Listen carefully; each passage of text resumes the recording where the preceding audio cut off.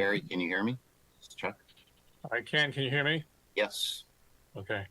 I think everyone is here except for Massimo, who let us know that he is will not be at the meeting. I believe he's out of the country.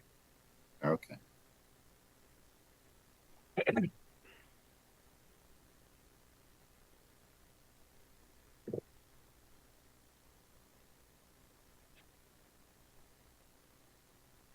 Is Evan here? Evan was here. There he is. I'm here. Okay, great. Okay. I have 7:01. We may as well get started. Okay. Okay. I don't know if we want to start the recording, if Henry is doing that. Recording in progress. There we go. We will call this meeting of the Branford Planning and Zoning Commission to order. It is Thursday, September 5th, 2024. I have about 7:01 p.m. I will introduce members of the commission and staff to begin with. Commission member Joe Chadwick. Joe, are you here? Joe Chadwick is present. Thank you, Joe.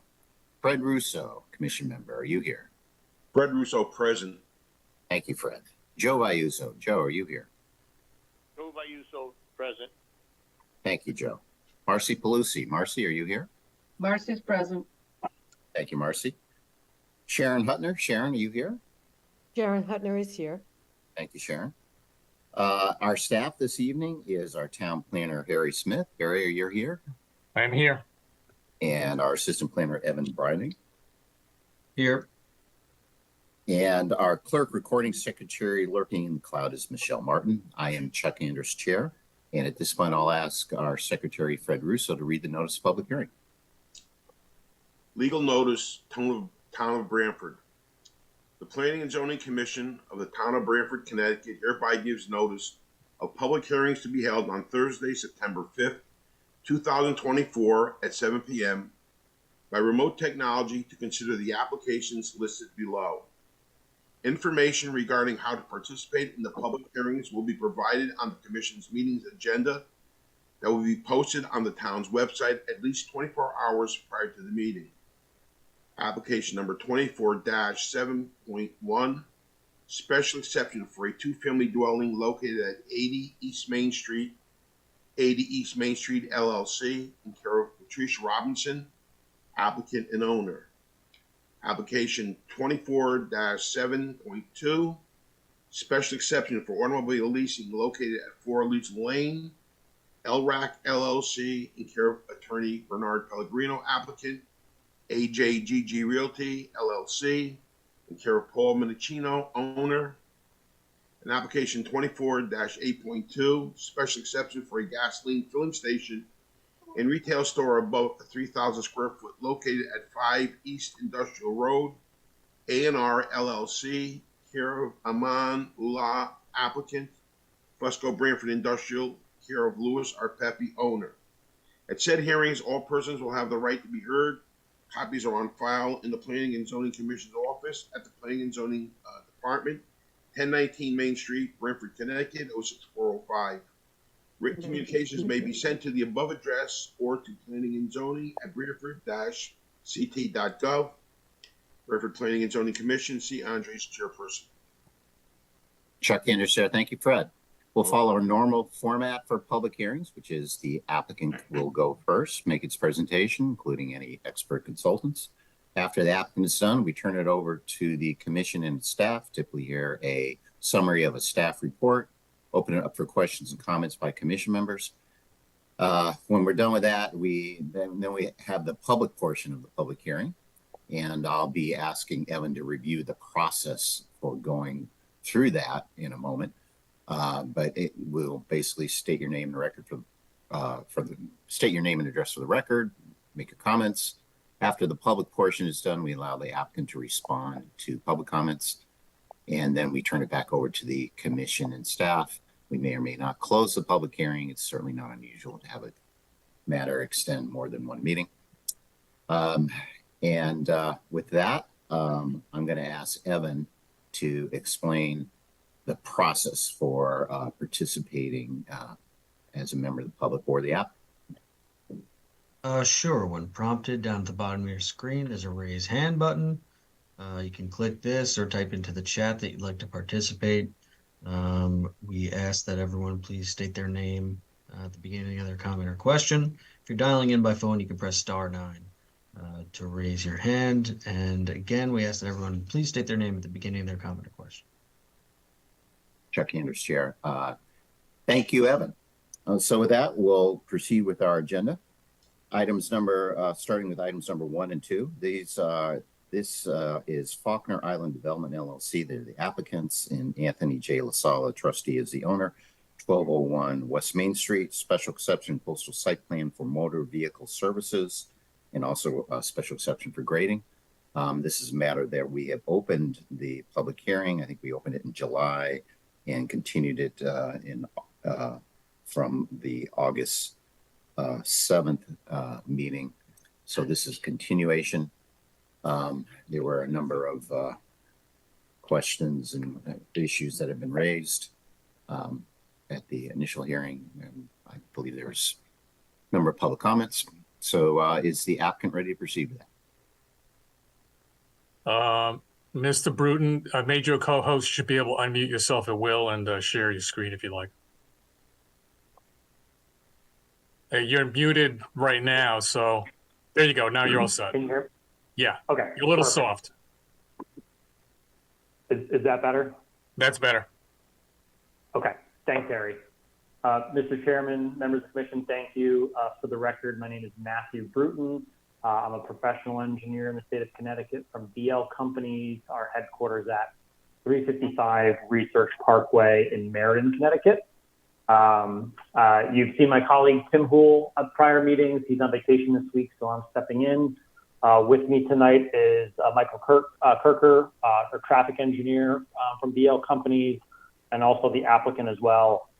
Jeff and Adam are here as well for any questions that you may have of them.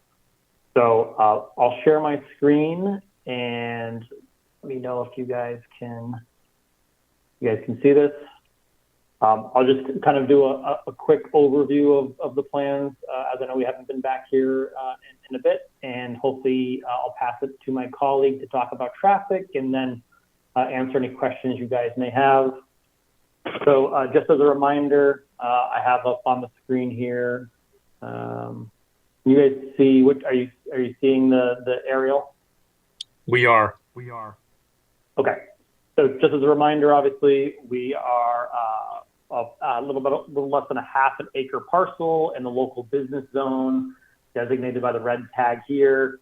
It's currently in a vacant parcel adjacent to the Chase and Aldi development. As you can see from the aerial here, that's under construction. Obviously, we're frontage on Route 1 and Main Street, where my mouse is kind of hovering over now.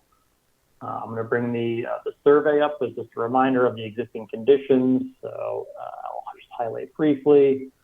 This is the parcel in question with Chase and Aldi over here. So in general, all right, vacant parcel topography varies from 51 feet towards the rear, 31 towards the frontage. We're outside of any significant FEMA flood zone, and there's no wetlands on the property, but are on the adjacent property. We've already received approval from that commission. Jumping forward to the proposed site plan, we're looking to construct a little over a 1,700 square foot motor service vehicle facility. Take 5 is the franchise. As you can see, obviously the 1,700 square foot building placed here. We do have a single access drive down to Main Street. As you can see, it kind of comes down here. We do have that as a full access in and a right out, which we will discuss a little bit further. To show you again some of the site features, obviously customers would come in, circle around the building in a clockwise fashion to queue up, and then to be able to pull in and then through the building. We do show 10 dedicated parking spaces, 4 in the front, another 6 in the rear. We do have a dedicated dumpster enclosure towards the rear of the parcel. I'm circling here with my hands. We do again show improvements of proposed sidewalks along the frontage of our driveway, and that does obviously connect and extend into our site and into the main door of the facility along the frontage there. Let's quickly jump to the grading and drainage.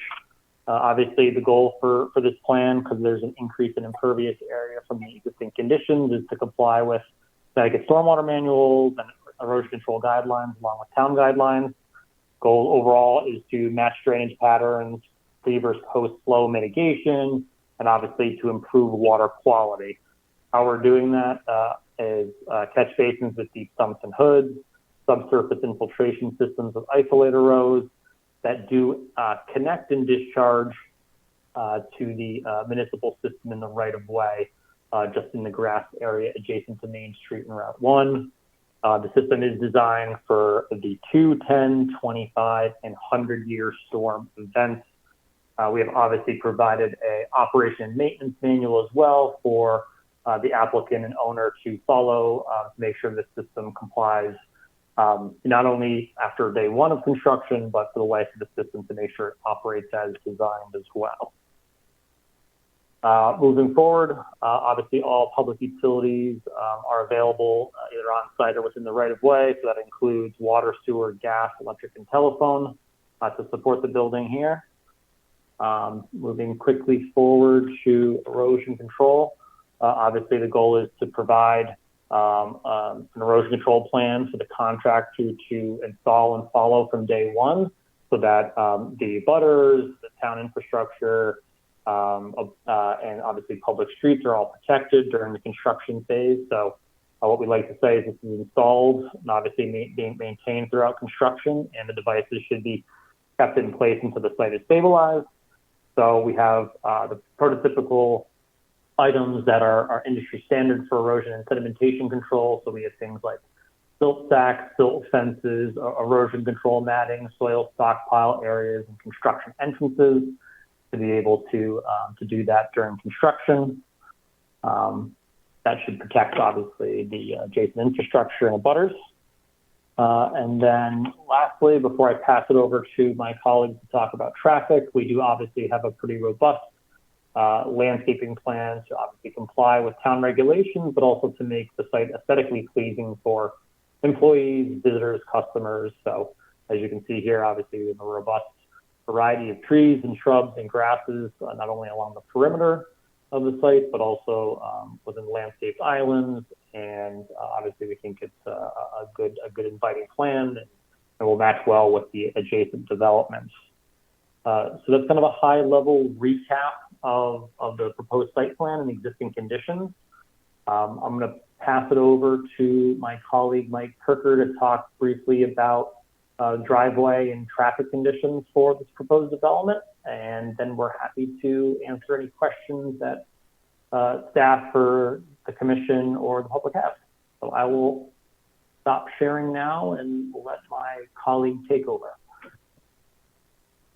I'm Mike Kirker, BL Companies. Do I have the ability to share my screen? I just have a couple slides to share. It shouldn't be too long, but do I have that ability?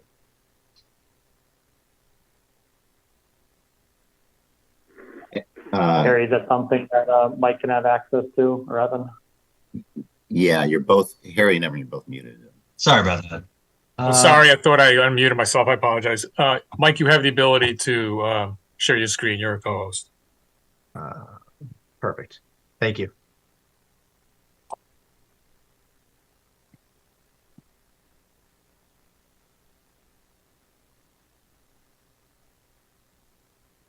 All right. Are you able to see the PowerPoint? Yes. We are, and just a reminder, if you could send that to us so we can include it in the file for the application, that would be very helpful. Definitely. Yep. Thank you. So, as Matt had said, he went over the basics of the site. So the slide, just a reiteration of the site location itself, but I'll kind of get more into the trip generation and the traffic as well. So ITE is the Institute of Transportation Engineers that essentially gives us the amount of trips that are projected to be generated for this type of land use.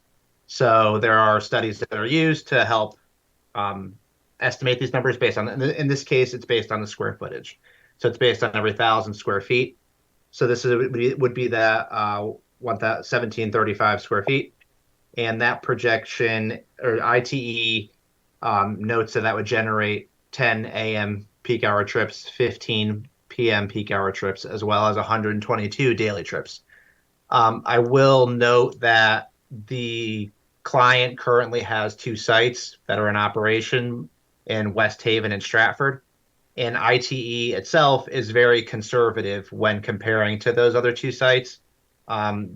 Based on their data, they generate between 7, depending on the site, 17 or 18 daily trips, which is obviously just a fraction of what we're showing here as a daily amount of traffic. So ITE in this case is more conservative, but for the purposes of peak hour, to determine the amount of peak hour trips, we wanted to use obviously the most conservative. So if you were to look at the 10 trips, there is a pass by allowance, which are vehicles that would be passing by the site on their way to the destination, and that they're not exactly counted as net new trips added. They're more so just trips that are on their way to their destination. They stop at the site and then continue on their way. But even if we were to look at those numbers without any pass by, so the 10 a.m. peak hour, 15 p.m. peak hour, and distribute that traffic evenly to being the right turns entering 50%, and then the left turns entering 50%. So just to kind of give more of a visual, saying 50% coming in to make the left turn in, and then 50% coming either from left or right off of US Route 1 and making the right in. If we assume a 50% distribution, that would mean that we're then having between 3 and 4 trips that would be making the left turns in, meaning this movement again. So 3 to 4 trips making that left turn in the peak hour, which is the equivalent of 1 trip every 15 or 20 minutes, depending on the peak hour you're looking at. So it has a very limited effect on the existing roadway network based on the trips that are being generated. As a comparison of other potential sites, I know that obviously a lot of these sites are already in this area. I know that there's already a bank in the area. I know that there's already several of these are already in this area. But just to kind of give a comparison of what the daily trips that would be generated, this type of land use is going to generate very few daily trips when in comparison to nearly most any other land use. So you're looking at the 122 daily trips as a comparison to a drive-in bank, a coffee shop, a gas station, a fast food restaurant with a drive-through. So it just kind of highlights the limited amount of traffic impact that this would have when compared to other land uses. That's just more of a higher level traffic based on the trip generation. And I guess if there's any questions, I will be happy to take them. So, Mr. Commissioner, I think that concludes our presentation, but as Michael said, happy to answer any questions, and the applicant is here as well if there's questions for them. So we'll pass it back to you. Okay. Thank you, Mr. Broden. Harry, why don't we start with you with the staff report of the additional comments. Harry Smith, town planner. I have not really completed my review, though I don't think the revised plans contain a significant difference from the plans in the staff report. I think some of the other comments I've had have been adequately reviewed. I think it really boils down at this point to concerns that have been raised. And I'll say traffic, but it's not really traffic and traffic numbers. What I've been hearing expressed from commissioners as well as other folks that have commented during the public hearing. It's primarily concerned, I think, about that left turn into the site. I have talked about this with the town engineer, and I'm going to put up on my screen a memo he sent, which I sent to the applicant shortly before the meeting, as well as the commission. So let me share my screen.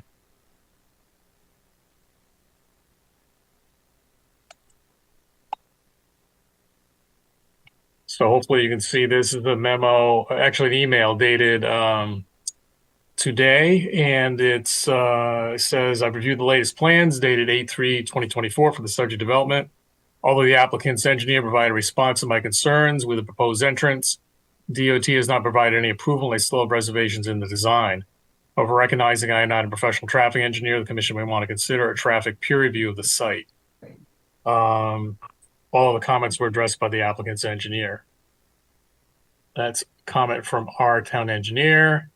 I also sent a memorandum to the commission and the applicant, and it just specified the section of the regulations under which the commission could request a peer review if you feel that's relevant and appropriate, and the chapter of the town ordinance that is also applicable to peer reviews. So I think this is the first public hearing session we've had a traffic engineer at, if I'm correct. I don't know if the commission wants to pose any questions of him. I have a question. Maybe I'll just wait until see what commission members have to say at this point. Thank you. Chuck Anderson, thank you, Harry. Okay, let's open up to the commission staff. We have questions for the traffic engineer. I guess I'll ask one. Is I haven't heard any opinions about safety. I know you did review you did emphasize the low traffic volume, and I understand that. But the concern of the left turn in and just the entrance being so close to the turning as you go, which is, and it's a continuous turn. I mean, it's a no. Everyone just keeps going, even though there's a light there. You just turn right there, and the entrance is so close.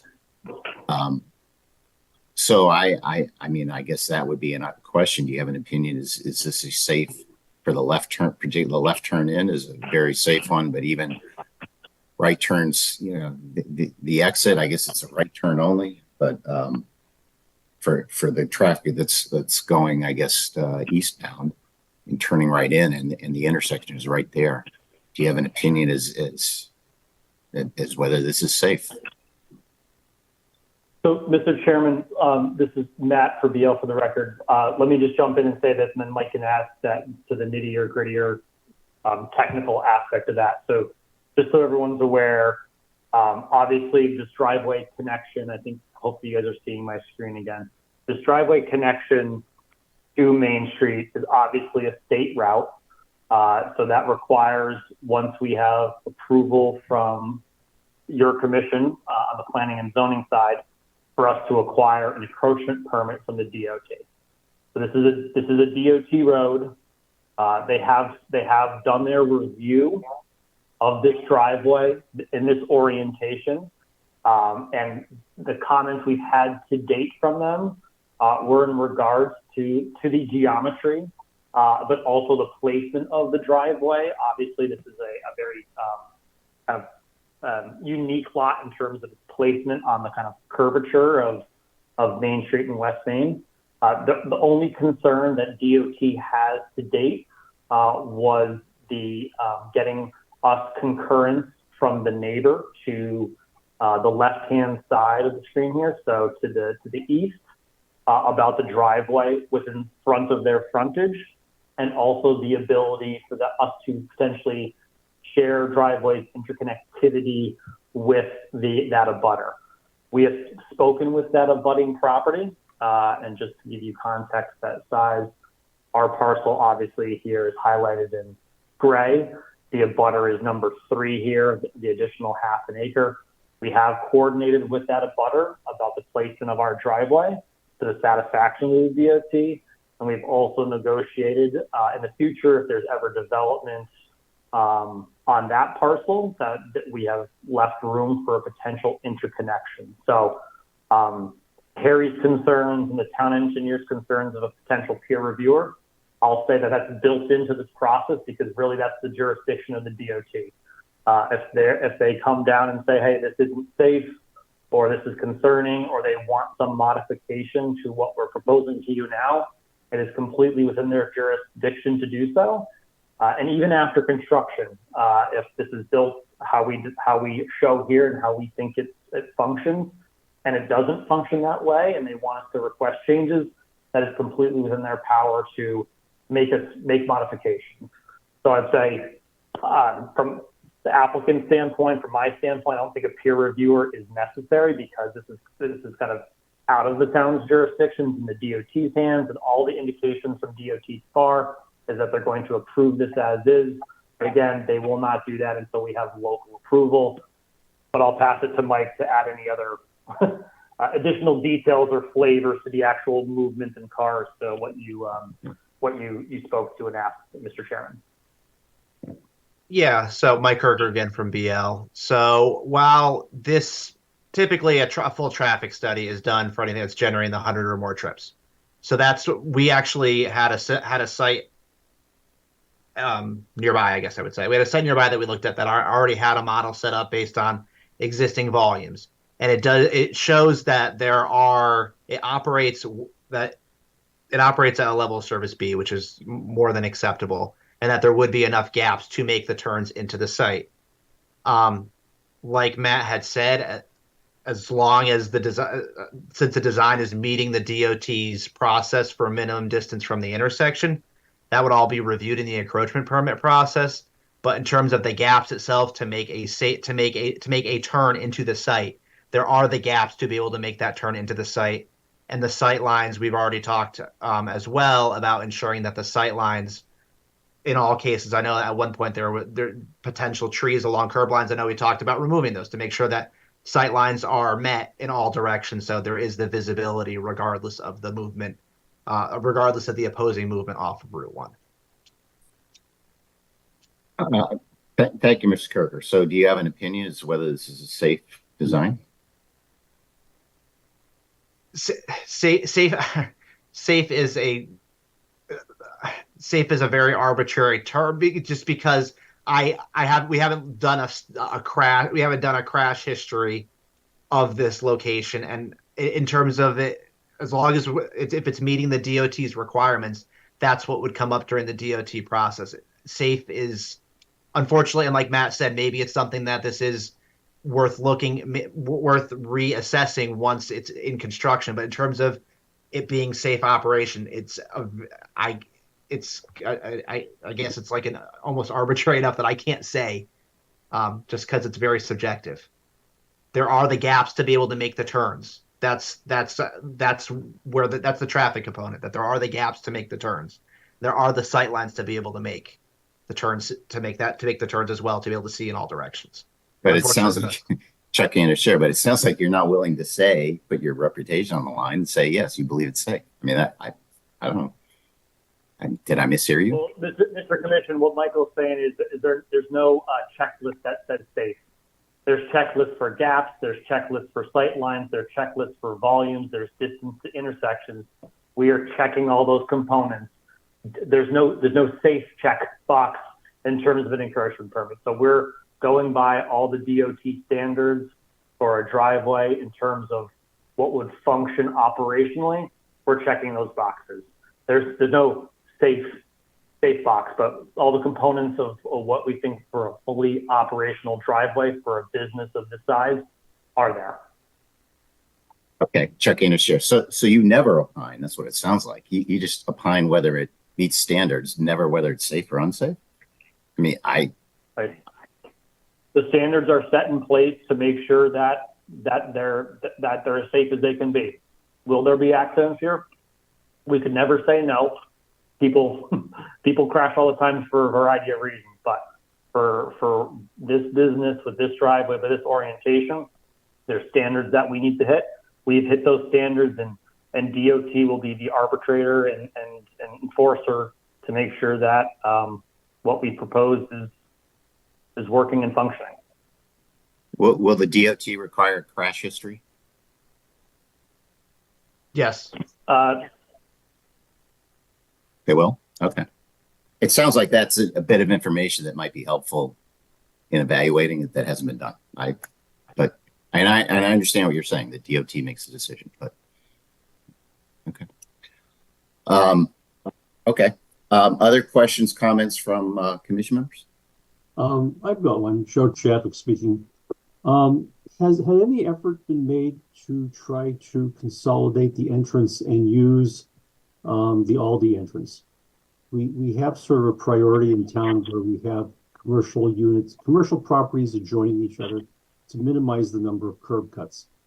I'm kind of bothered by the amount of topography that has to be adjusted for an oil change station, and then to have to make a driveway that goes down at a place where I know is really congested because I drive by there every day.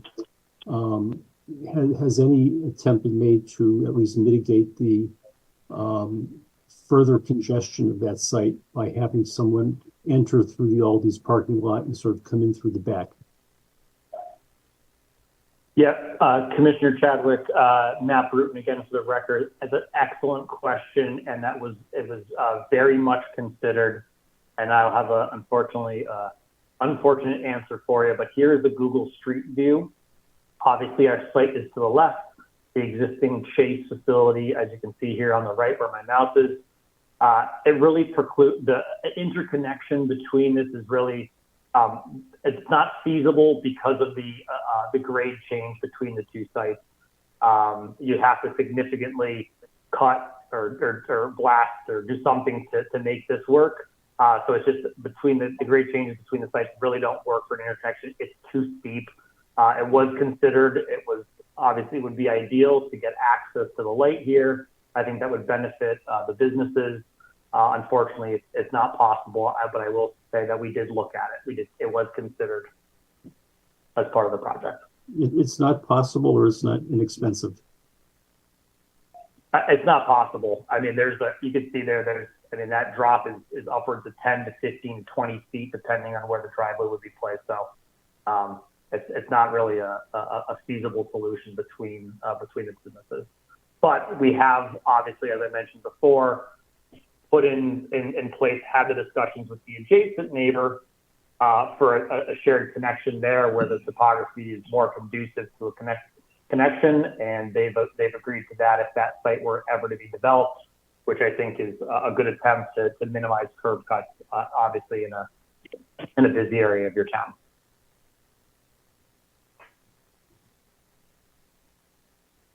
Dr. Keenan's chair. Thank you, Joe. Mr. Bruton. Other questions, comments from commission members? Fred Russo. I would just, what I see is a parcel of land that's joined by two much larger parcels of land that have a much larger volume of traffic. And it almost seems ironic that the parcel that will take the least amount of traffic could probably create the most amount of problems. The Aldi property does have a stoplight, which is a very good thing, and it well controlled the traffic. And the condo does not have a stoplight. But I think, the fact that this has it's almost like the straw that breaks the camel's back. You've got these two large entities having a lot of traffic. And the smallest entity, as it stands alone, shouldn't really be a problem. But it seems to me that it could be a problem. My other concern is that, and I was going to ask Mr. Bruton, the other two locations that you mentioned that the applicant has, do they do anything other than oil changes? Do they do batteries? Do they rotate tires? Do they, some places even do tune-ups and stuff? I'm just curious, to what extent would this particular location has? Because I think it would then affect the amount of traffic that it takes. Because sometimes when it takes more time to work on a car, people could leave their car. So you're going to have additional traffic because of the length of time it takes to service a particular vehicle. So I was just wondering, in the other two locations that the applicant has, do they do anything other than oil changes? Sure, Mr. Russo, great question. Thank you. So your first part of your question about traffic lights, obviously there's a formula, traffic warrants that are in place for our traffic engineers to evaluate sites, whether a traffic signal makes sense or not, right? So for some developments, it's triggered. As you can see, obviously with Aldi Chase, which DL was a part of, a traffic light makes absolute sense there. The size of the developments, the trips that are generated, it makes sense, and that works out well. A business like this, that's very small, and as Michael said, generates almost literally no traffic. You can not even really think of anything on a commercial basis that would generate less traffic wouldn't come anywhere near to requiring a light, right? So that's to the first part of your question. I'll defer to the applicant, but my understanding of Take 5 is obviously the oil change is a big part of their business. The only other things that I'm aware that they do is they do windshield wiper replacements. They would do an air filter replacement, and then a coolant or, topping up fluids, coolant or antifreeze. So really this is a business where they're not trying to let you get out of your car. You're not sitting there. You're not doing major engine repairs. You're not spending a lot of time. This is hopefully something that takes 5 minutes. So those are very limited, small services that are done that allow you to come in, pull through, and pull out, and get on with your day and get back to work or home. Mr. Warren, I have one other question. It seems, at least the way it's been explained here at the meeting, that the impact, with traffic is fairly low by comparison to the surrounding businesses. I guess one of the questions, and I'm not sure if it's a fair question, but it's in my mind, so I'm going to raise it anyway. And that is that if you have a 1,700 square foot building and that particular business doesn't do enough business, that's not on us, that's on the property owner. But if I was a property owner and the business I had was not doing the kind of business it took to pay the bills, I'd have to go out and look for another tenant. And my concern would be, and as I said, I have no basis to say, well, here's proof of it, is that the next business that comes and occupies it and does not have such a low impact with traffic, but has a much higher impact with traffic. So I think that regardless of what the business is that is going to go in there initially is partially relevant. I think what's more relevant is how that property as it stands, how it enters and exits traffic is important, because we don't know what the next business or the next business after that is going to be. Or if this existing business decides at some point in time that it wants to expand its services. We don't know that. What we're looking at is something kind of in a capsule. We're saying, low impact, only oil changes. With all of that, one time he says, yeah, listen, you can't tell an applicant you can't do that. But my concern goes deeper than that, saying that, once a building is built, whether it's in changing oil, for the first year or two, we don't know what's going to happen, but that building is always going to be there. And whatever traffic problems it may have with a very low impact business, may be even worse with a high impact business. And so that's my concern. I don't know if there's an answer to this. Maybe a peer review for traffic would help. Maybe a crash study would help. But at this moment, I'm convinced of what you're saying is true with a low impact business, but I'm not certain that a different type of business might create the kind of problems that we're concerned about right now. So those are my thoughts. Thank you.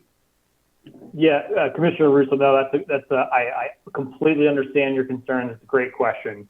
What I'll answer to that, and Harry or Evan can jump in, is we're applying for a very specific thing that we're detailing out very, very detailed to you now, right? It's a Take 5. These are a number of parking spaces. This is how the business operates. Obviously, me, you, anybody can't control the economy, how successful a business will be in year 1, year 5, year 10, right? So what I'll say, though, is that if there's any change to this site for a different use, expansion of services, expansion to the building, expansion of the parking lot, that's going to trigger this applicant or a future landowner to come back to this commission to seek permission for those changes. And at that point, we'll be, hey, has the roadway changed? Has the neighborhood changed? What's this new use?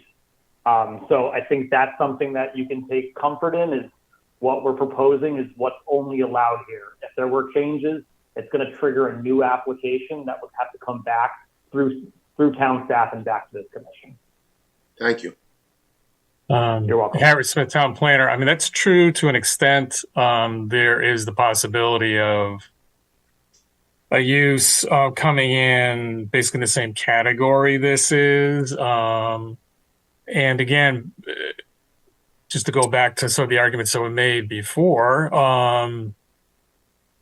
how much authority the commission has to review it versus the DOT's authority, once the driveway configuration and permitting process is there. I mean, I don't know what their process is to evaluate each individual land use. That might be, it could be massively different or just a little bit different in terms of trip generation, enough to create a problem or not. I don't know. I'm not a traffic engineer, obviously, or a traffic planner. So I think that is part of what I see as of concern, is that there may be additional information that a peer review might uncover as either needed, or questions that might be raised by someone who is looking at it with that level of expertise from the reviewer's viewpoint rather than necessarily the applicant's viewpoint. So I just throw that out there. Chuck Cannister, thank you, Harry. Other comments from commission members or staff before we open up to the public? Hi, this is Marcy Pelosi. Can I ask a few questions? Absolutely. So the picture that they showed a gravel road wrapping up and around the front of the bank. What is the purpose of that road, and does that abut your property? And if the rise of your property, I don't remember the exact number, it was, fairly significant from the front to the back. Obviously, you're going to be excavating quite a bit of material to bring that down to the suitable grades. What is the vertical impact to the condos? What is the distance to the condos, and the impact of idling cars and smells and whatnot on the residential neighborhood? Why, I'm just trying to remember everything I'm thinking, so if I'm jumping too fast, I apologize. Why is there not, and maybe I missed it, a sidewalk on the roadway? There's many people that walk there, and if there's going to be more traffic crossing, I think it'd be important to have a sidewalk there. And lastly, I mean, the numbers may say what they are, but take just this scenario. If I'm trying to drive through to exit 53 from Main Street or to go to Kohl's, and I'm going to tend to want to be in the left lane. If there's someone in front of me waiting to turn into the property, they're going to be waiting to turn regardless of what the light is doing at the intersection. But yet the traffic coming from the opposite direction can freely turn right, which is going to, in my opinion, even if it's one car waiting for the traffic, can create a significant inconvenience for what is already an inconvenient situation, because that light, which has nothing to do with the site access to your property, but is already a slow left lane. You can already sit there at many times during the day through multiple light signals. I can't imagine, what a car trying to make a left-hand turn into the facility would do to the temperaments of the people waiting. And then lastly, it's 122 cars a day. They have to exit to the right, which means we're now putting that traffic on the roadway towards the center of town, whether they want to be there or not. And they're going to be looking to cut through Cherry Hill Road, which is a residential zone, for the sole purpose of getting turned around to get onto 53 South, when they leave the facility, if that's the direction what they want to go to, because they can't make that left-hand turn out of the facility. So I think, these are reasonable situations and scenarios that are going to happen that I just, to me, are huge red flags. So, I mean, maybe you can give me some more detail, like I said, on the neighborhood and the distance and the vertical change of your property to the condos and separations and all that, if you would. Absolutely. Matt Bruton against the record. So I think I got all your questions, but if I missed something, please jump back in. So the first one, I'll just take them as I remembered them. So the first question I think you had, or one of the first ones, was the gravel road adjacent on Chase. So this aerial isn't fully showing the full construction, but you can roughly see that gravel drive where my mouse is right here. That is an access way that wasn't paved. It was left gravel intentionally. An access way that winds through the back of the parcel to access stormwater management in a wetland area to the rear of this parcel. That is off of our parcel. That is solely on the Aldi Chase development. That is to remain and to stay intentionally as part of their approval to access the rear there. in terms of the topography of our site. So I'm going to go back just quickly to show you the existing conditions so you can see this. So obviously Main Street is to the bottom of the page. If I go to the rear, you can see obviously the grade that is climbing towards the rear, 46 up to 51. If I'm going down the road, you can see kind of this continuous slope down to around 31 at the property line, and then it continues a little bit to 32, 28. So it's obviously sloped from the road all the way to the back. If I bring you back to our proposed grading and drainage plan, 1 second here. I'll just bring you to the back here because it's the closest to the residence. So you can see obviously in this upper corner here, I'll highlight, you can see we're obviously matching grades. We're doing only earthwork within our property. So we have kind of 54 at the highest here. As we come into the site, we obviously need to create a safe pad for the building, parking, ADA, and accessibility.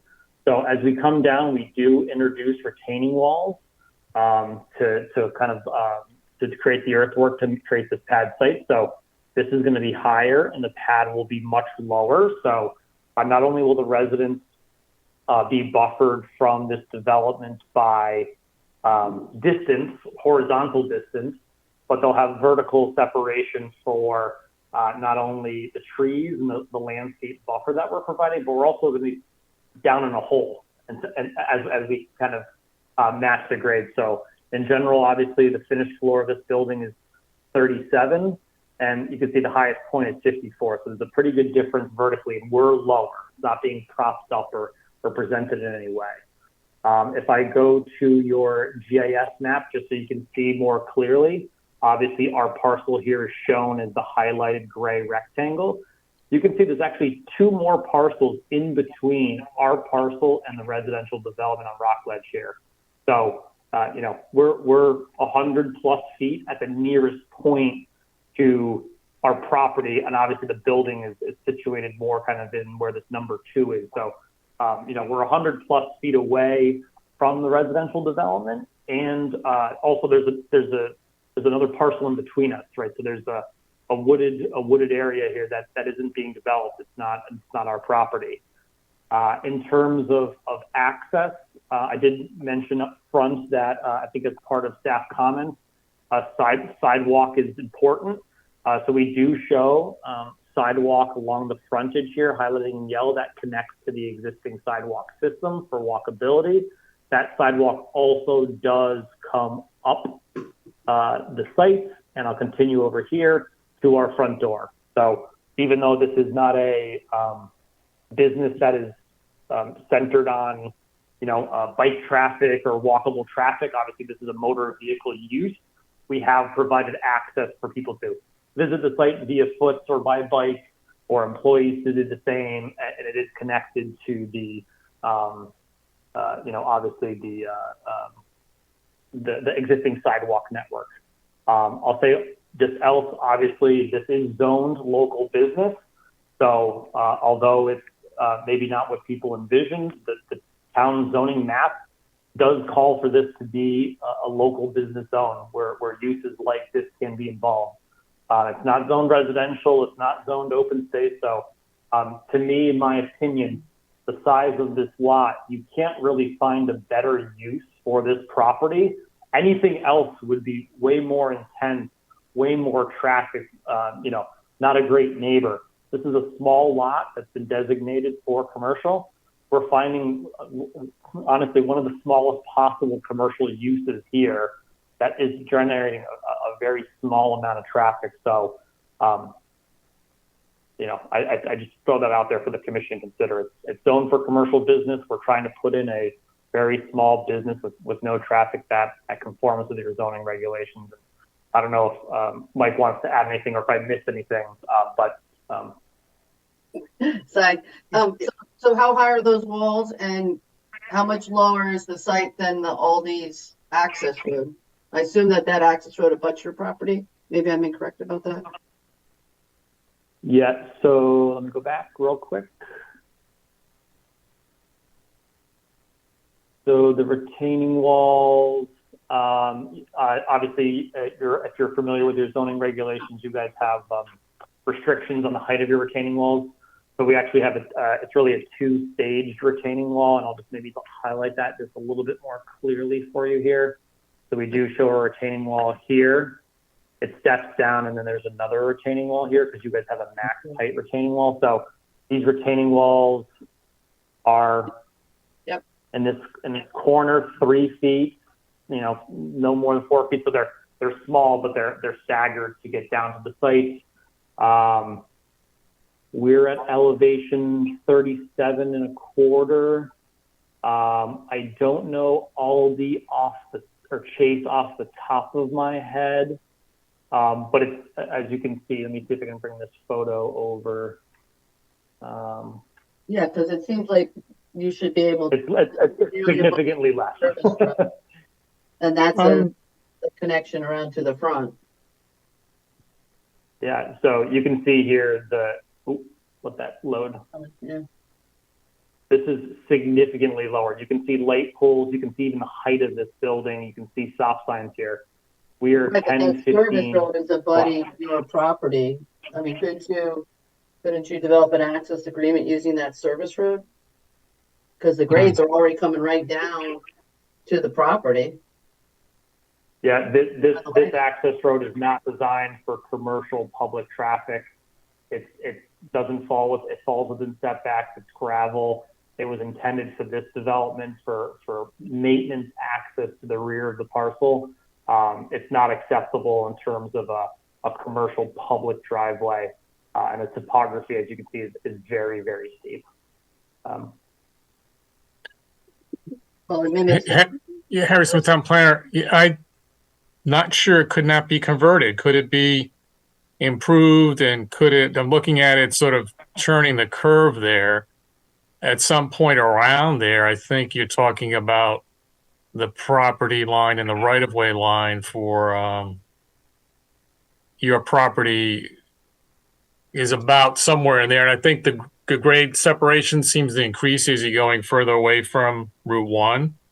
It's hard to tell from that, but it seems like there are points there where there's not much of a grade separation, whether you could enter your property at that point somehow, as Marcy's suggesting. And of course, it would require you to completely redesign your site plan because assuming your entrance is going to be on the east side of the property. But I don't know. I guess someone would need to evaluate that to show you can't really do it in terms of converting it or changing it.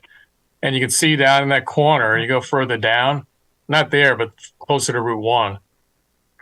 That says Stone Drive. You keep going down towards where the property line and the right-of-way meet, down around there, whether you could stay having that sharp turn. I mean, you're going to keep that road, but having, an offshoot into the property, I don't know. Yeah.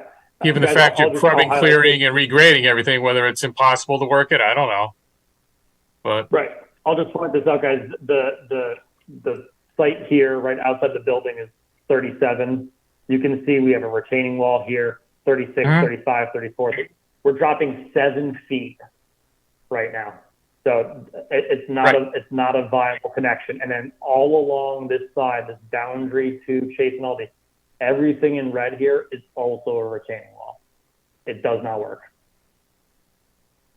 Well, I mean, you're changing the grades there. I mean, the driveway itself is, it's as you enter the site, you're grading that up, correct? To make that we are grading rise as gentle as possible. A flat pad for a building and a development. Right now, the topography steadily climbs up. We need to create a pad site for safe access, flat driveways, accessibility for ADA parking spaces. We are not going to be able to chop this site down and comply with your regulations for your restrictions on slopes and maximum retaining wall height. It does not work. So you've done the analysis, or you're just sort of eyeballing it? I'm not saying you're incorrect. Nope. I'm just saying, those restrictions do apply, of course, but. Yeah, you're not only is this site only a half an acre, but you guys have restrictions on steepness of slopes and the maximum height of retaining walls. I cannot comply with those portions of your regulations and interconnect with the vast difference of topography on the Chase site. Even down to the right-of-way line. Correct. If I were to lower this building and this parking lot to be able to connect in this corner, the retaining walls on the back would be above what you allow in terms of height. Is that because you're doing so much grading in the right-of-way to get your driveway up before it even hits the property?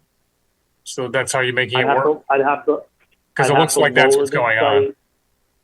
I'd have to lower this site to match in this corner, but that would then allow a more significant cut in the rear of this parcel, which would put it over the maximum height you allow for a retaining wall.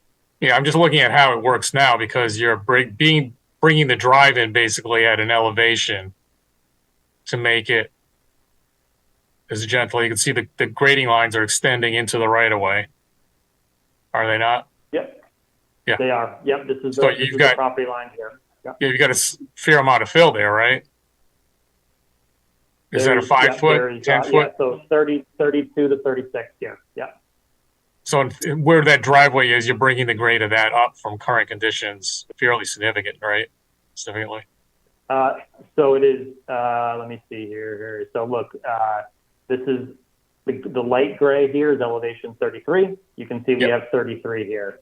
So as we come into the site, it is slightly rising as it gets into the property line. Obviously, you can see this is elevation. This is 34. We're at 36. As we get into here, though, 37, 39. And as we get to the middle of the site, we're at 42. The building's at 37. So it's a blend of fill in the front, cut in the back to create a pad site that allows all the restrictions and all the setbacks and all the things that are required to operate this business. It is a little tight. It's an understatement. You guys made us really work hard on this one. I think the site made you work hard. There's a reason why it's still been vacant all these years. You know, it's tough. Yeah, and to my point of this is zoned local business. I don't know of any other commercial development that I've worked on in the past 15 years that would work on a site like this. It's a very small commercial development with a low amount of requirements for parking spaces and a very low traffic demand. The only thing else lower than this would be a single family house. Excuse me, did we do any kind of count on large trees that are going to have to come down as a result of the clearing? Was that picked up on the survey information? I didn't see where there's that is missing information. There is a plan that indicates that basically the entire site is going to be cleared and grubbed, but in terms of IDing significant trees that are going to be removed, that is actually a requirement of the regulations. I have not highlighted in my report, so I apologize. I don't know if there are any. These would be trees, Matt, over 12 inches in diameter and measured at breast height, about 4.5 feet above the ground. I just like to get a sense of how many, or overall. Yep, and obviously I can't speak to that specifically, but obviously you can see the robust landscaping plan we do have here. You can see trees alone were 50 plus trees, obviously from maple, hollies, red oaks, arborvitaes.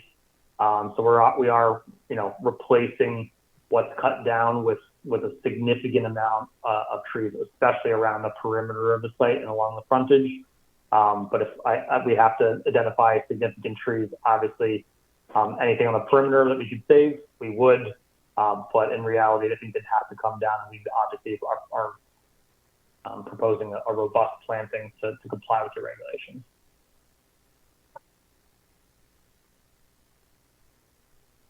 Chuck, as chair, are there other questions, comments from commission members or staff before we open up to the public? Yeah, Sharon Hutner here. Sure. I would like to reiterate some of the concerns that the commission members have been talking about the traffic. I live in that neighborhood and I go through that intersection daily and at all various times of the day. And I can't even imagine one or two more cars in that mix. I use there's a gas station right at that triangle corner. And just to get out of that gas station to make a right turn onto 146 Main Street is definitely a challenge. I can't even imagine what it would be like with any additional traffic. I also have I have a question. I'm a fairly new member on the commission. On the define clean and grub for me on the demolition plan. Yep. So I think I got your question. You kind of were breaking up a little bit for me. Matt Bruton against the record. Yes. So clearing and grubbing is really removing the existing vegetation, the shrubs, the invasives, the trees, anything that's there, and also stockpiling topsoil to get down to the subgrade soil, to get down to the grades that we need as shown on this proposed grading and drainage plan. Obviously, any trees or any of that shrubs or invasive species would be exported off the site. Soil would be stockpiled on the site and then reused in the landscaping areas that we've shown on our landscaping plan. So that means you're going to remove every single green thing on that piece of land. Yep. So within the boundaries of our limit of disturbance, yes, we'd be clear cutting and then doing our development and then going back and proposing our landscaping plan, as I showed, that has 50 plus trees, and obviously there's a variety of shrubs and smaller landscape items as well. But yeah, and so have you had a licensed arborist look at that piece of property to see if there are any significant trees there or even significant native trees, especially? We have not. That would be an interesting study. And I appreciate your landscaping plan. I think it's wonderful that you would put 70 odd trees in that site. And I also commend you for using native varieties as well. But there's something to be said for trees that have been there for 25, 50 years and replaced with brand new plantings that will take 10, 15 years to grow. I mean, trees really absorb carbon dioxide at an enormous rate for us. And that particular part of our town just doesn't have any trees. It's got a lot of concrete, it's got a lot of road surface, it's got a lot of cars. But trees are not one of the things that we have a lot of in that part of our town. So I would hate to see those trees. I would hate to see Branford lose those trees. Thank you. I understand the concern. Obviously, there's that blend between development and environment, and obviously that's we're trying to compensate by following your regulations for landscaping. I think we've done a great job of adding a significant amount of trees to such a small lot, and also the placement of those trees to provide that residential buffer and noise buffer and aesthetic to the site that I think will be a great benefit and very attractive site. But I understand your concern. Mm-hmm. Thank you. Chuck Anderson, Chair. Other comments? Marcy, did you have something else? Yeah, just because we were talking about landscape. I mean, I don't really know what the composition is of the trees that are there, but clearly they're deciduous trees, which supports one type of ecology, and you're replacing them mostly with ilex and cedar trees, which is another type of ecology. And though they have berries, which is good, I'd like to see some consistency in replacing in kind to the ecology, since it abuts areas that have wetlands and other, passageways for migration and so forth in terms of like a general ecological overview and analysis.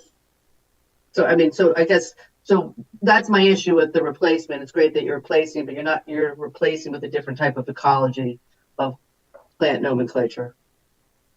Yeah, I think Matt Bruton again for the record. So yeah, I think I understand your concern. Obviously, we have maples, we have red cedars, things obviously that are deciduous, but we're also trying to add in that layer of screening and buffering as well. So the deciduous trees obviously aren't great for that in seasons where their leaves fall and it's bare, right? So we didn't want to go fully deciduous because obviously then we're missing the point on maybe neighbor concerns or buffering. So that's why we kind of have that blend where the site will look green all year round and provide that kind of blend of deciduous for the ecology, and then some of those evergreen from a good neighborly standpoint. Chuck, can you share any other questions, comments from commission members before we open up to the public or staff? Hearing none, then let's open it up to the public. Any member of the public wish to comment? And I'll hand it over to Evan to handle, to recognize public folks. Evan? Sure. Just to reiterate, down at the bottom of your screen, there's a raise hand button. You can also type into the chat that you'd like to participate or wave your hand in front of the camera. We'll try to catch you. First up is JC Wyatt.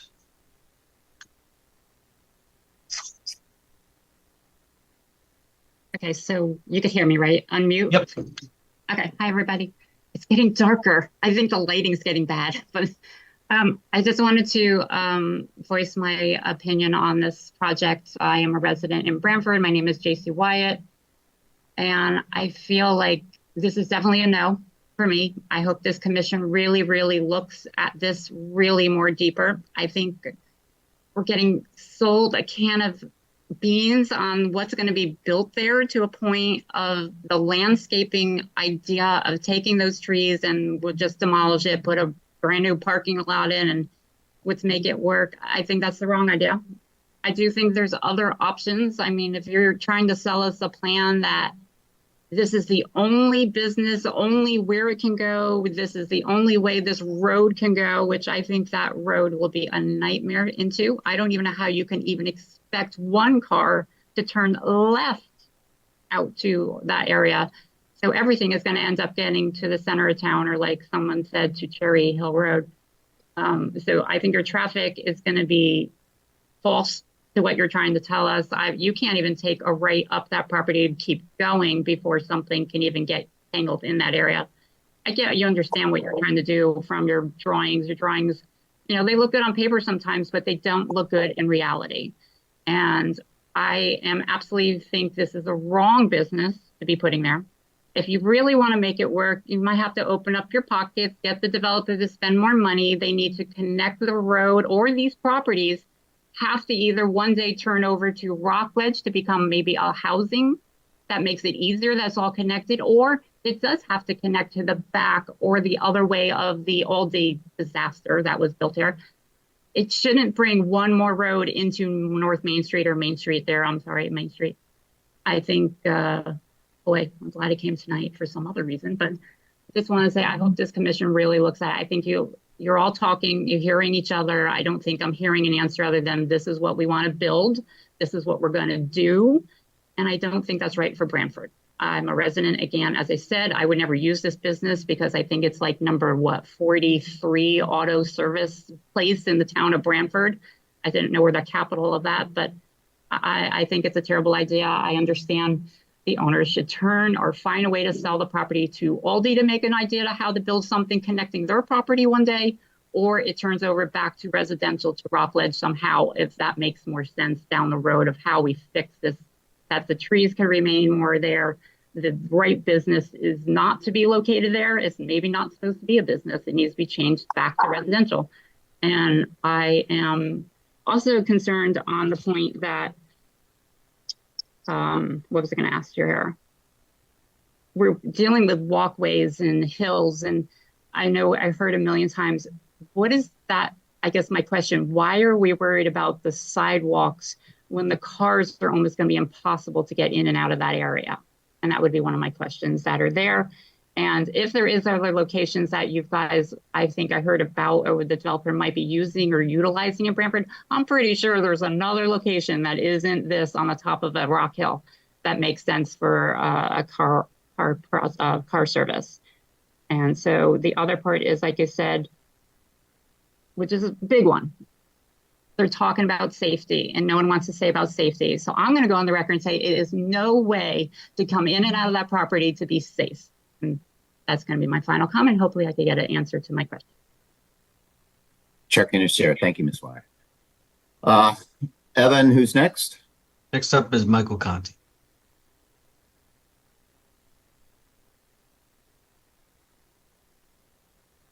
Sir, I just asked you to unmute. There you are. Okay, now now we can hear you. All right. Wait a minute, you're mute again.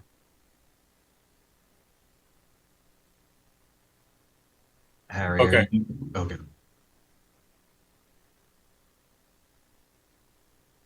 Try again. I still can't hear him. How about now? Now we can hear you. Okay. My name is Michael Conti. I live at Rockledge in Branford. And I want to thank the commissioners for talking about the traffic issues. The issues you're bringing up are really very practical. There's two things. There's the ideal, and then there's the practical. The ideal is 122, if I'm not mistaken, 122 cars coming in and out to the property.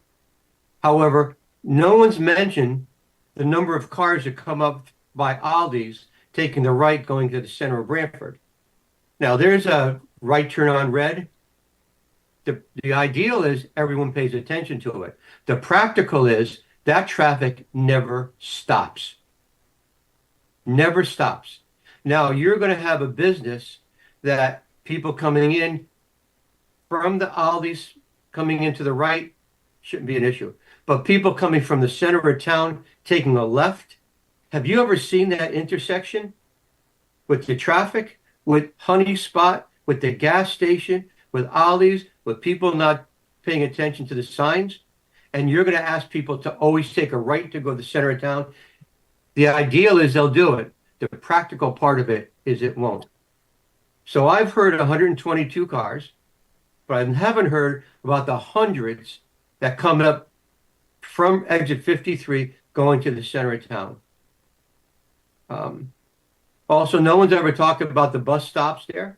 No one talks about how the bus stops before Rockledge property to either wait to keep the time schedule. So traffic there will be a nightmare, and there will be more accidents there. I can see it even when I go into New Haven trying to get through. It takes forever to get onto exit 53, entrance 53. So I would really like the commission to seriously look at the traffic patterns there, because I believe, as was said by someone else, that it's a very dangerous situation. And it looks good on paper, and that's the ideal, but the practical part of it is it will not happen. Thank you very much for listening to me. Chuck Anderson. Thank you, Mr. Conti. Evan, who's next? Next is Eric Steinloff. Hi, I'm Eric Steinloff, resident of Branford. And I just wanted to reiterate one point that came up earlier about pedestrian access. I think it was mentioned that there were sidewalks, and I was interested to know about the width of those crossings that are proposed for pedestrians. It seemed like in the drawing there were very large radius turns, and I'm interested in whether drivers will be coming through at high speed and risk making that crossing unsafe for pedestrians who want to continue on to Aldi or elsewhere. And then I have a general comment, which is, I wonder if this project locks in the town to a low, a roughly low value usage for this land. If the entire lot is paved, then what is the future for this? Can it contribute to the tax base in a meaningful way, or is it just a giant parking lot? And that's it. Thank you. Chuck Anderson. Thank you, Mr. Steinlaw. Evan, do we have anyone else? Don't see anyone. Just to reiterate, there's the raise hand button, or you can type your that you'd like to participate into the chat. I do not see anyone else. Okay. Okay. Does the applicant want to respond to any of the public comments at this time? Yes, I could speak to a couple of the questions. Mike Kirker from BL Companies. So regarding, there was a comment about the lefts out. The lefts out would be restricted, so that would be the rights that would be made. Let me actually share my screen again just to give a little bit more context. But the rights, they would be rights out of the driveway. And I believe there was a point made to where would they essentially turn around. Yeah, basically anyone who's wanting to turn around to then make it back to US Route 1.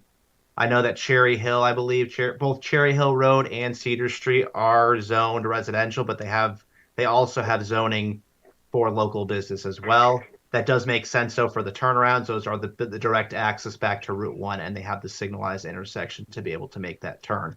Again, we are talking about 3 to 4 trips that would be exiting the site during the peak hour. So one trip every 15 minutes, one trip every 20 minutes.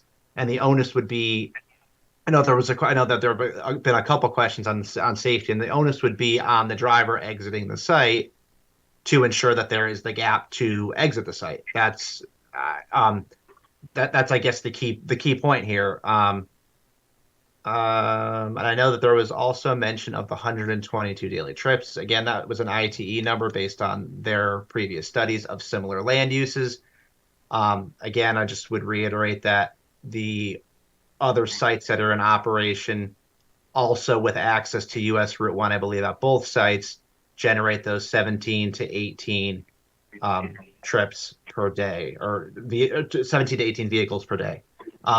So the 122, again, would be daily trips, not actual cars. So that counts the in and the out. So your actual cars are less than that, but it is 122 daily trips is what ITE is, again, which is the conservative value when compared to this site that is actually operational.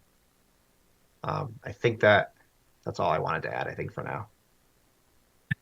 Check in to share. Thank you, Mr. Kirker. And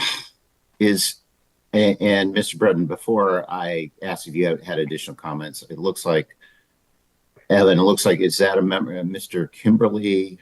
Is he a member of the public? Yeah, Mr. Kimberly is the applicant. Oh. I just wanted to point that out, Mr. Oh, okay, Mr. Chairman. Kimberly, you certainly applicant can certainly have some comments. Hi, my name's Adam Kimberly. Thanks for a moment here. I'm here with my brother and partner, Jeff Kimberly, and we appreciate the privilege of meeting you all and trying as best we can to address concerns in the neighborhood, which we understand. We live in neighborhoods and communities, and it's important that we all take care of them.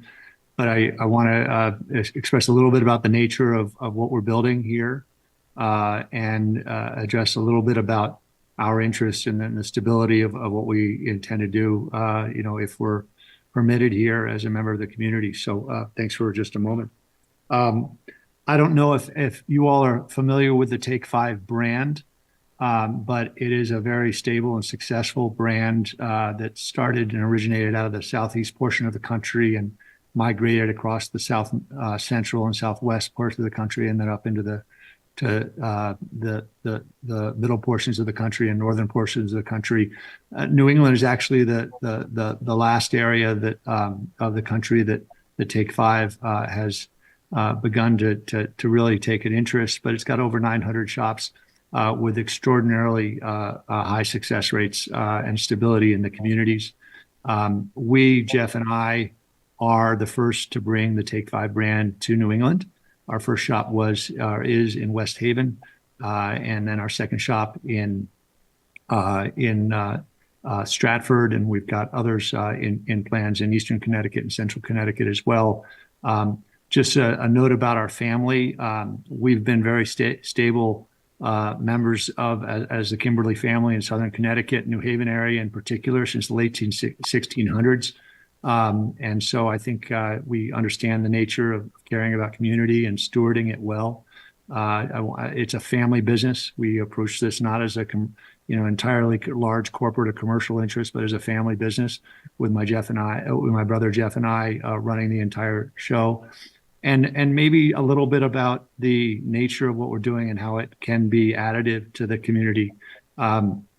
We are building a very, very high service, but limited certain number of services brand in Take 5. Earlier questions are great questions about, whether we're going to extend into other areas of auto parts and mechanics and other things that could be environmentally or otherwise concerning. Just so you know, and this was spoken to, we are a very fast, stay in your car, safe, convenient method to have your oil changed. And while that's being done, if you'd like new wipers or new filter or top off of liquids, fantastic. But it's not a full mechanic shop. It's a very, very limited service.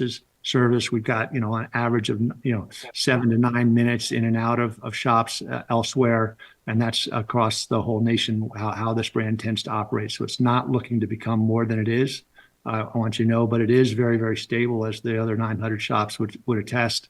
And the brand just has been very, very good members of the community, as is our family, for a long period of time. So I wanted to open up and introduce ourselves. We're privileged to be here. It's meaningful to us. We plan to be members of the community for a long and tax-paying members of the community for a long, long time with a stable business. And we think would be a terrific use of a commercially zoned property that can add a lot of convenient services to members of the community. So just wanted to introduce ourselves, and thanks for the time. Chuck Anders, Chair. Thank you, Mr. Kimberly. Mr. Brudden, did you have other responsive comments you'd like to make at this time, or? Just the one about the sidewalks, Mr. Chairman. It was requested by the town, obviously, for the extension of the sidewalks along the frontage. The width of the existing sidewalks is around 3.5 feet, and then we have our sidewalk that's 4 feet that comes into the parcel. I just didn't want to leave that question unanswered from the public. So something I don't think will be highly used given the area, but it was requested and we're happy to provide. Thank you, Mr. Broden. Hey, Chuck, I got one more question. Sure, Marcy. Hi again, it's Marcy Paluzzi. I didn't even think to ask if you could elaborate a bit more on the disposal of the oils and other various fluids that are going to be removed from the vehicles, and how that's planned for. If you just give me a full scope on that, that would be appreciated.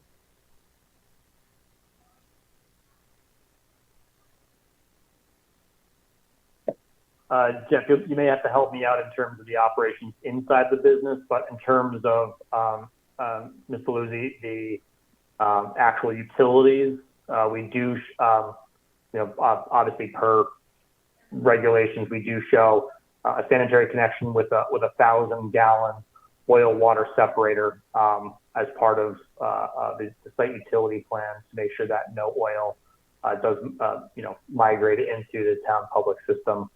Jeff may be able to add more about some of the materials inside the building, but we do have a compliant utility that deal with oil on the outside.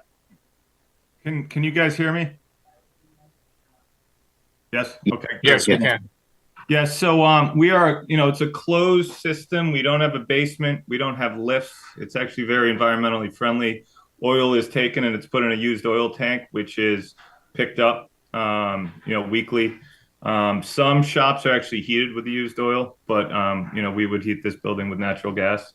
So it's a closed system. The only oil water separator that is needed is for, occasionally mopping the floor, and then the mop sink has an oil water separator to make sure that flows into the to the used oil tank, which is picked up and disposed of environmentally friendly way. And I also just wanted to introduce myself. My brother Adam spoke. I'm Jeff. I live here in Connecticut. I'm married. I have 4 kids. We're not a large developer. We're not a large corporation. We have deep roots, as Adam mentioned, in the area. Our mother volunteered at the Branford Hospice for 20 years. Our father passed away there. It's a community we like, and we have identified as one we'd like to be a part of. We think it's a great location. It's a great site. We have an initiative to hire veterans. That's important to us. We sponsor local Little League teams.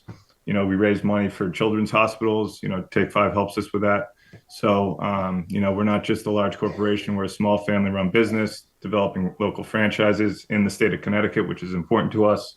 And it's important to us to be a part of the community. So we hope you guys will accept us into the community, and we'll look to hire good folks and create a good business, create a good service, and, help pay tax dollars to the town.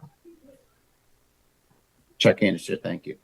In relation to that, so the oils, nothing's going in the oil water separator other than just oils that are used to clean the floor that are incidental, not from the removals. But do we have any idea on the quantities that's going to be feeding the sewer system? Because I know there's been a lot of various talk around town about certain parts of the system that are starting to have capacity issues. And I'm not sure. I don't know if this feeds into that or if you have to go through WPCA kind of review or not, but I don't know if that's going to become an issue just because of the volume of water going into the sewer. Understood. I'll let Mac talk a little bit about it, but from our business and building perspective, it's a drive-through, so it's not the only, basically plumbing that we will use is the, 3 employees at a time that are there. So it is very minimal. It's less than a residential house. And of course, anything we do to tie into any sort of public, water management system will have to be approved by the various, departments that would approve that. But from a use perspective, we'll be even less than a residential house.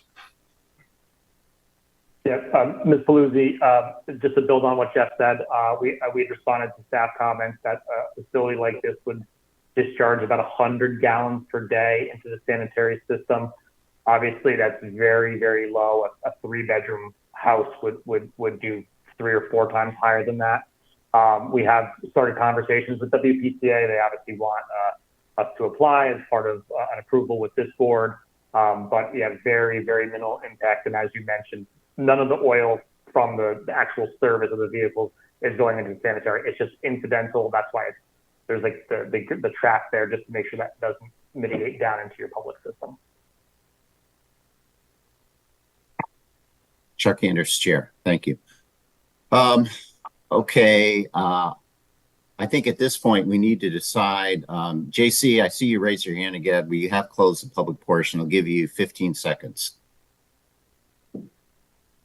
We'll let, and I'm counting right now. Let JC go. Real quick.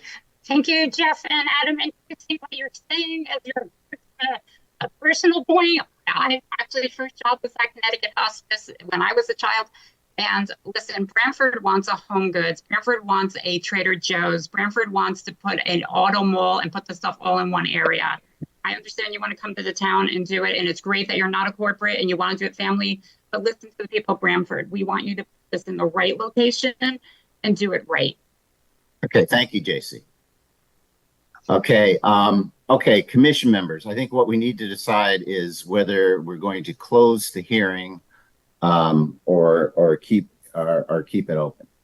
And I think the issues that I see, Harry, what do you got? Without a time extension, the hearing would need to close tonight.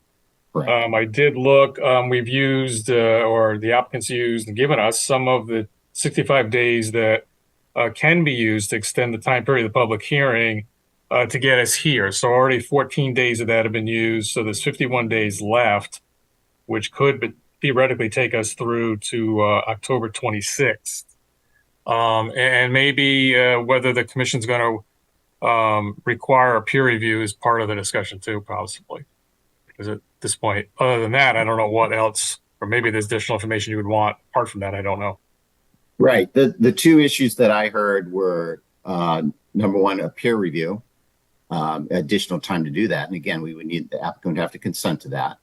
The second issue is I think that the site plan doesn't show significant trees, which was, I believe, a requirement. So the site plan is deficient. So the applicant may want to fix that.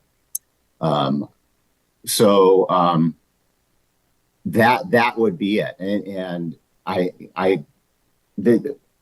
in terms of a reason for the peer review, frankly, I mean, my concern would be, I think, our staff, both Harry and our town engineer, raised it saying we're not experts.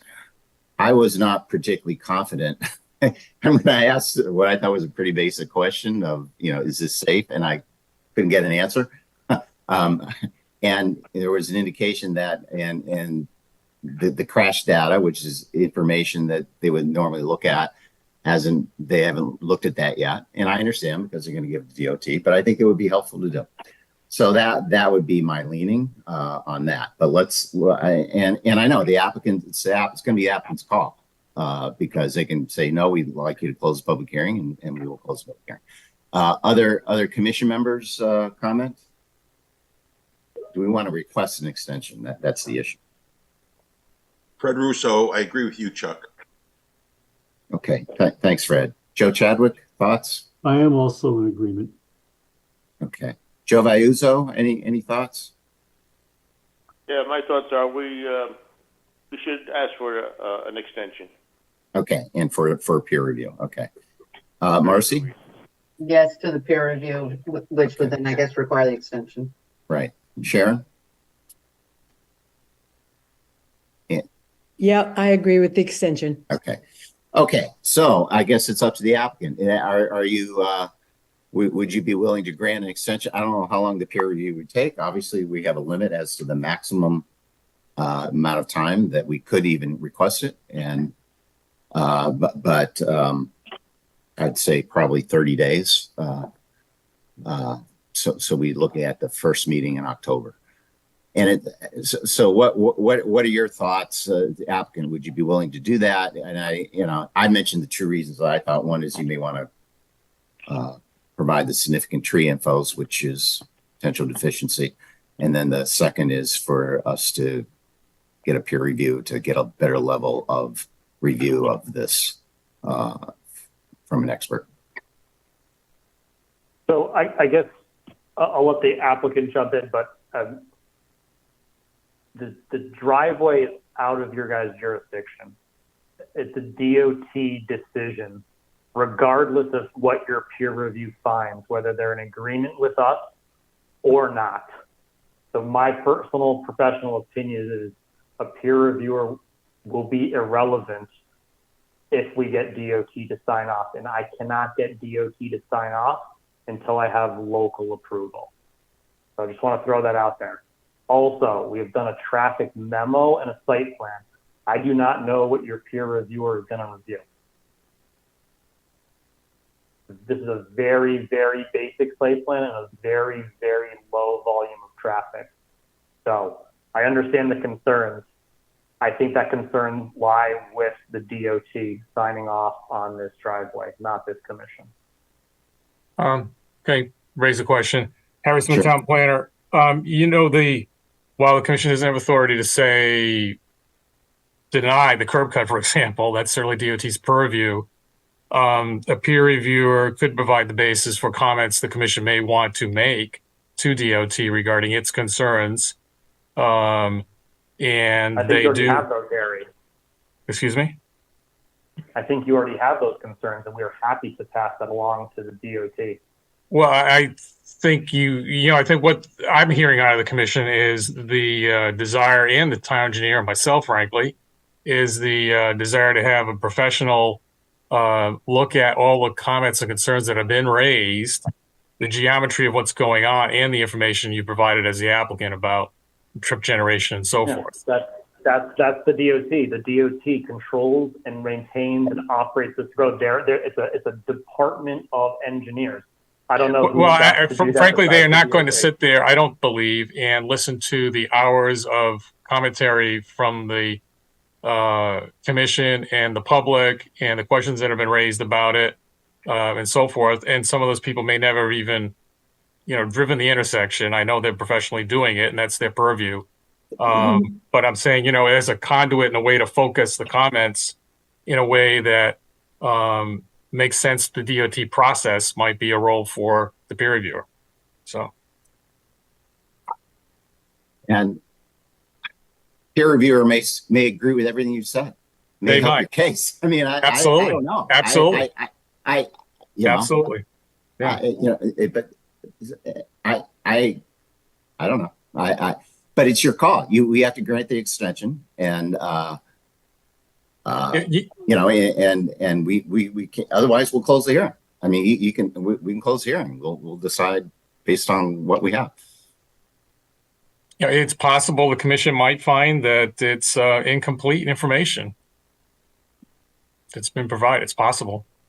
Everyone, as mentioned, my brother and I are relatively new to this process, and I'm not exactly I don't have experience with a peer review, and so I guess if the question is whether that's something we want to do, or I guess it's something that's being requested, I at least from my perspective, I need to learn a little bit more what exactly that entails. Do you want to take a break and talk to your consultants and get back? We have to make a decision tonight because we're out of time. We either close the hearing or we don't. And maybe you want to talk among yourselves, and that's fair. And we can go to another hearing and bounce back and, or something. Mr. Chairman, would you mind a 5-minute recess? Sure. Well, for an hour and a half, and I can discuss with Jeff and Adam offline and come back with a decision for you. Yeah, why don't we do that? That makes perfect sense. So what is it? It's I have 8:36. So let's take a break and we'll convene back at 8:45. How's that? Thank you very much for giving us that time. Appreciate it. So we'll be in recess then until 8:45. Thank you. Thanks. Recording stopped.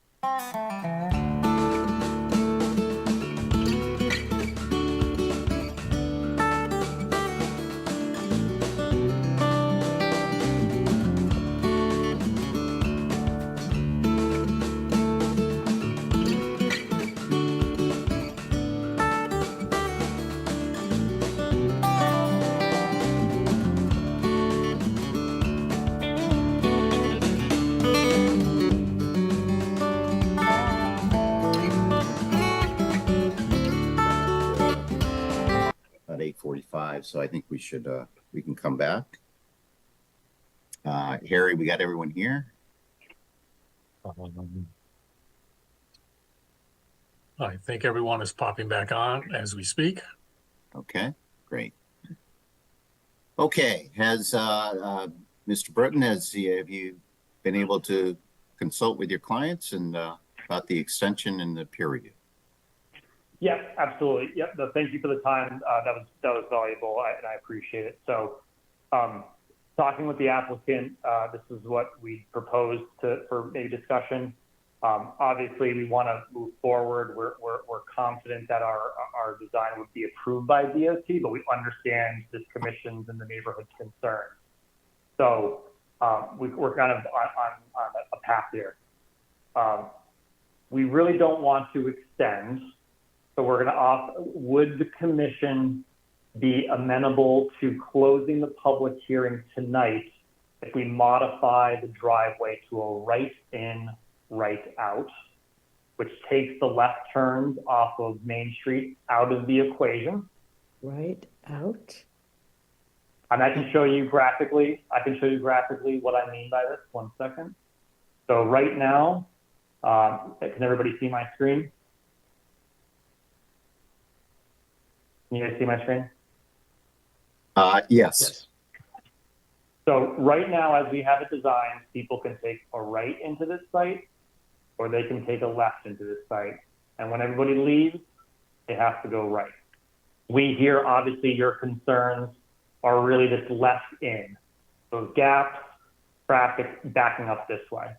So what we're proposing is, if you guys will forego extending this process and introducing a peer reviewer, we would agree to make this a right-in only. So the geometry of the middle island would change so that left-ins would not be allowed. It would be right-in, right only.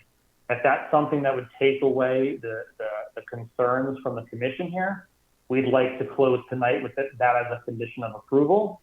If that doesn't calm down your fears, then we would grant the extension for the peer review. But in the essence of time, obviously this is our third planning and zoning meeting. We're looking to keep moving forward with the rest of our permitting process and potentially get into the ground. We're trying to find a balance that is respectful of your concerns and also respectful of our timelines and financial commitments. Mm-hmm. Here. Harry? Can I make this comment quickly? Yeah, and under the umbrella that DOT signs off on this anyway, either scenario. Understood. Just a comment. Typically, this commission, I don't know if you've worked with them much. I don't recall that. Usually, there'll be a prepared staff approval list of findings and conditions. In this case, which I have not prepared given the inconclusive nature of what's going on. So I don't think a vote will occur till the next meeting anyway. I would suggest keeping the public hearing open at least till the next meeting. And I, as staff, would commit to trying to have findings and conditions available based on the right turn in, right turn out, if that's acceptable to the commission. Okay.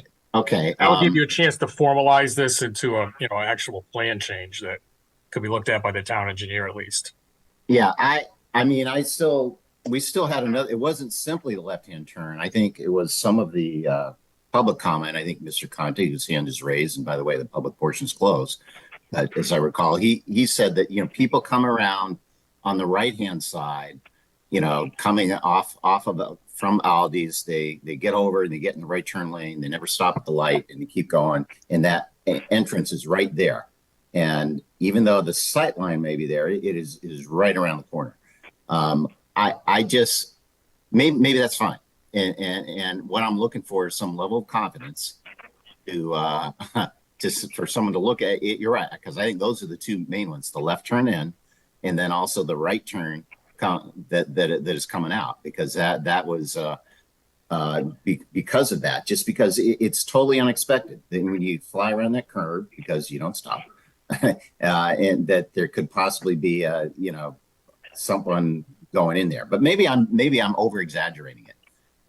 Just to remind you guys, there is a driveway there right now. Okay, so I understand it's unused. I'm not making up a new driveway. There's actually another driveway over here that we're closing down. Right, this is a property that has access to a road. Yes, correct. There's driveway and there's no use on the property, and there's a piece of pavement that goes in there, and now we're putting a commercial premises there. So that was that's the issue. But I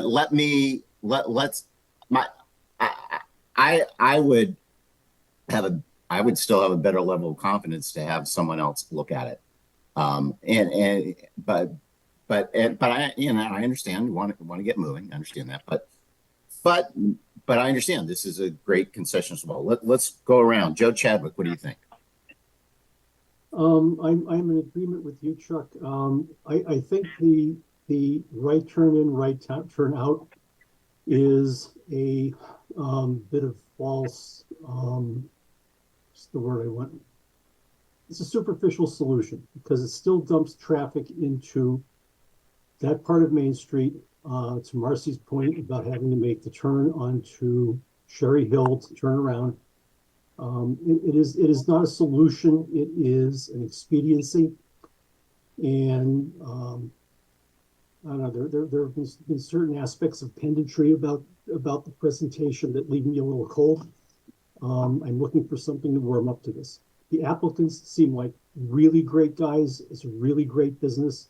I don't think I am comfortable with the design and the outcome of the design. Thanks, Fred. So, Joe, you would want to get an extension in a peer. Okay, great. Fred?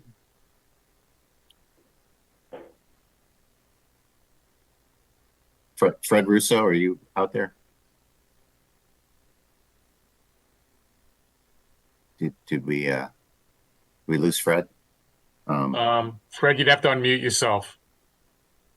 Yeah, we're still screen sharing, I think, right? Yeah. I shouldn't have any effect on it. Yeah, I can't see him. Oh yeah, Fred, you're there. You are. Okay. Gotcha. My concern is with this proposed revision is this: if someone is traveling on Main Street and a left-hand turn into the property is no longer allowed, how does that person know that?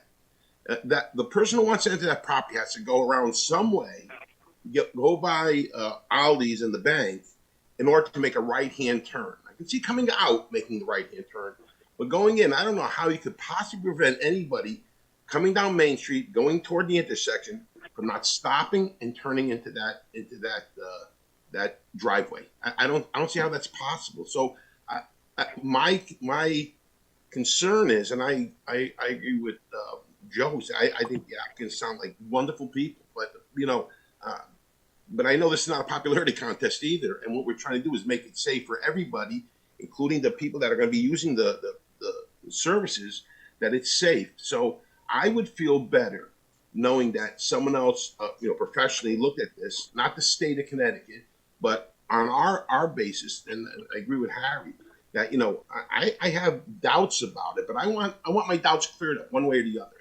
If a peer group comes in and says, "Hey, there's not a problem," then I'm okay with it. But I don't think just one opinion is enough, and then handing it over to the state, who knows that we've already approved it for, they might be more lenient about what they're going to allow to do. So I think I would feel more comfortable having a peer review on this and giving them an extension. Chuck Anderson, thank you, Fred. Joe Bayuso? Yeah,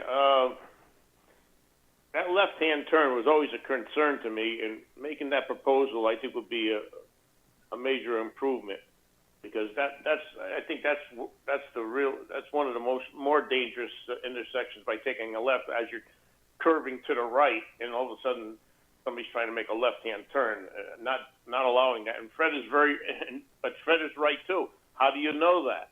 I mean, and then somebody's going to do it anyway. So it's a stickler. But that's to me, that was my major concern, is that left-hand turn into there, and right out, right in, right out. And I'm not even sure that right out is going to end up being right out. I think some people are going to just not want to go all the way to Cherry Hill Road or whatever, and take a left right there, and it'll be even more dangerous. But bottom line is, I think we need a peer review just to hear it from another professional and see what they have to say. So I agree with you guys. I think, unfortunately, I hate to keep this thing going, but I think we need to have another opinion. That's my. Chuck Anderson, thanks, Joe. Marcy? Hi. Let's not forget that we still don't have a count on the trees that are going to be removed and clear cut, and that it's a significant grading exercise. I mean, the peer review helps me to have a better understanding of the impact on Cherry Hill Road. Obviously, if we're approving it before it goes to the DOT, that's a significant thing. There's a lot of right-of-way space for the DOT to work with to potentially realign that intersection to make this driveway work. But, my understanding of DOT applications is that they're going to put that on the developer. And if the developer, I don't know if they tried to negotiate with all these, but to me, I could see the developer having to spend just as much money facilitating DOT corrections, road alignments or widenings or whatever they deem necessary to make it safe because of our approval, when I really do think that if they took a second look at the Aldi's access, and maybe it's not possible because Aldi's unwilling to negotiate that, I don't know. But, to me, if they can negotiate the Aldi's access, I'm much more favorable to the project overall with the destruction of the trees. If that's completely off the table, I have, significant concerns with the overall impact to the grading of the property. I know that there's sewer capacity issues in town relating to just a small volume of water, which really hasn't even come up to this board, but I know that's in the background. And, it's the gateway to Main Street, and, this is I appreciate them as, services, but is this the type of, service we want as a Main Street type business downtown, which obviously we need to, receive people who want to come to town with open arms, and I'm all in favor for that. And I think, the Kimberleys are a lovely family. But, we have a number of other oil type changing facilities along Route 1. There's other lots available along Route 1. And, I have to question, separate from the traffic, whether this is the most logical place for this use, even though it is zoned for that. And, shame on us for not addressing the zoning on a lot that's so difficult to develop in our regs till now, when we have somebody that actually has a use for it. So, but that's kind of my take overall. So, I'm relying on the peer review to try to help change my mind otherwise, to be quite frankly, to have, to have something that I feel confident I can approve, because right now I just am not there. Thanks, Chuck Anderson. Thanks, Marcy. Just a question before we get to you, Sharon. Harry, just a question. Is this in the Town Center Village District area? It is not. It's Okay. just outside. Okay, just sure. But it is sort of a gateway to going downtown, but it's not technically in the area. Great. Correct. Sharon? Yeah, I really agree with a lot of the things that Marcy was saying. I would like some more information as well. I agree with the neighbors that we have this kind of business in so many other areas in town that I would really like to see a more unique business move into Branford, something that we don't already have. Thanks, Sharon. Okay, so the applicant, I think you've got a sense that the commission has, there's a number of concerns that individuals may not be shared by everyone. We just heard individual stuff, so I don't know how we'll do this collectively. My sense is that an extension to and having a peer review would both allow us to get a peer review and see what it says. Maybe it supports you, maybe whatever it says, what it says. Maybe there's other safety issues. It would allow you to address what I think there's a site plan deficiency. You didn't mark the significant trees, which I suppose could be grounds for denial if we close the hearing. And also give you a chance to look at this tape and to hear think about what commission members have said and maybe address them. So in additional time, they help you in that. So that's my recommendation, thinking that the suggestion would be that I understand everything that's going on, but you got to understand you picked a site that is very difficult, and no problem. If this were somewhere else, we wouldn't be doing this. But that's sort of the nature of the beast here. So what do you have? I guess that's the question. Do you want to grant the extension, the 30-day extension, and with the expectation we do a peer review and we continue the public hearing? Mr. Chairman, Jeff's hand is up. Yes, applicant. Jeff, you have some comments? First. Can you hear me? Yes. Oh, hello. Yes. So thank you guys for considering it. We were trying to listen to the feedback and thought that the right hand only in might alleviate some of the issues, but hearing the feedback, we are okay granting the extension and conducting a peer review, and we will look into the trees in greater detail. And I also just wanted to comment, we would have preferred to go have our entrance in through the Aldi's and the Chase as well, but it just wasn't possible. We would have preferred that from an operational perspective, both from the ability to get access through it and the ability to design it. So we agree with that. But with what we're working with, we will take the time to do a peer review and look to design something that the community feels is safe. Okay. Yes. With a peer review, it's Harry. Go ahead. Just a couple of questions, actually. So the offer of a time extension is 30 days till, I believe we're talking about the October 3rd meeting of the commission through that date? Yes. Approximately 30 days. And the peer review, are you at this point staying with the left turn in? Or are you going to think about that? Because if you want to, if the hearing is going to continue open, you can change or not. It's up to you. Perhaps we should get the guidance of the reviewer on the left as well. Yeah. I would suggest, you may want to work up something in, a proper form and a plan just to have it in your own back pocket. It sounds like from some of the comments, if it's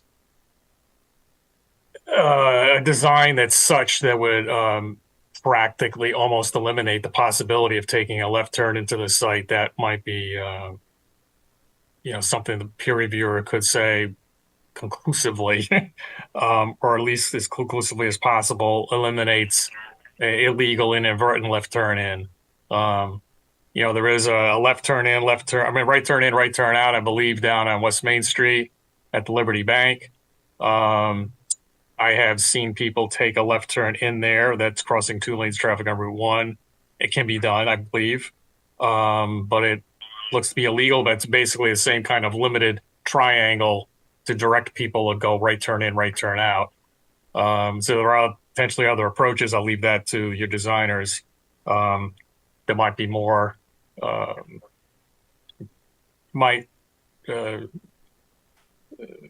narrow the possibility of someone doing that pretty significantly. Okay, thank you.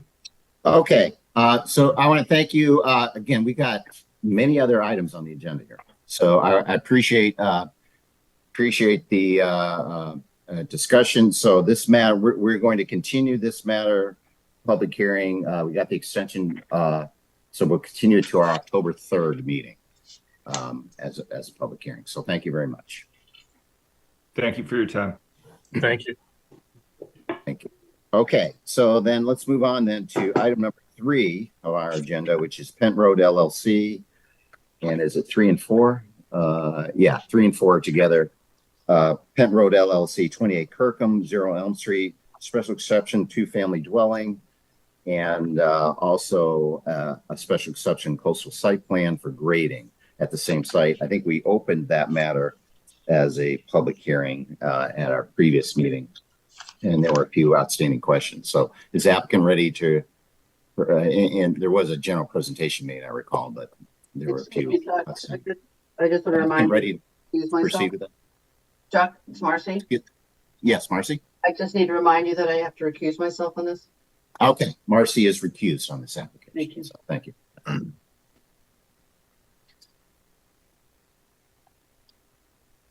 Hi, Okay. my name is Joe Lepre. I'm the owner and the applicant of the property at 28 Kirkham. As you spoke, we went over this last month. We did the review of our plan. We're looking to build 2 duplexes on the property on 28 Kirkham Street. Last month, we went over the staff report last month, and the engineer, John, had not signed off. There were a few comments. We took care of all his issues on the plans, and we had to go to the WPCA meeting for last month in regards to our sewer discharge on the property. There's some limits right now being put in place by WPCA for sewage water. So we went to WPCA, we had the meeting, and we received approvals. We are also granting WPCA an easement to be able to access the property. On this property, there's actually a sewer manhole that's on my property, which I will be allowing them to access it at any point. And as I said, I talked to Evan this morning. My attorney is working with Peter Bredon, WPCA attorney, just to get that finalized. Review of the plan, like exactly as last month. We're going to be moving the curb cut slightly over at 26 Kirkham Street. There'll be a shared driveway between 26 and 30 Kirkham, which will allow us our access to get down to 28 Kirkham Street. We are in the process. We have moved the driveway slightly so that we can save this large existing maple tree. We also have a specimen 36-inch birch tree on the property that we're going to be avoiding with the way we constructed the driveway. One of the engineer's comments were curbing. We added asphalt curbing in the area where the parking spots are. We're going to allow the driveway water to shed off and feed the grass, which it is doing now. We have on the first plan, I believe, we have a existing shed and garage. One of the questions on the staff report was stockpiling of material. The plan is to remove this existing garage, and that'll be where our stockpile of topsoil and material will go.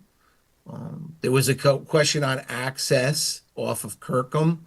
All our construction will be entering and exiting through Elm Street. I have a 14-foot right-of-way that comes in off of Elm Street, and all our construction equipment will be using that entrance, which is its process now. So it's basically its own anti-tracking pad. One of the other comments was from the town engineer was the 100-year flood. We did the calculations, put them on a plan, the way he wanted it.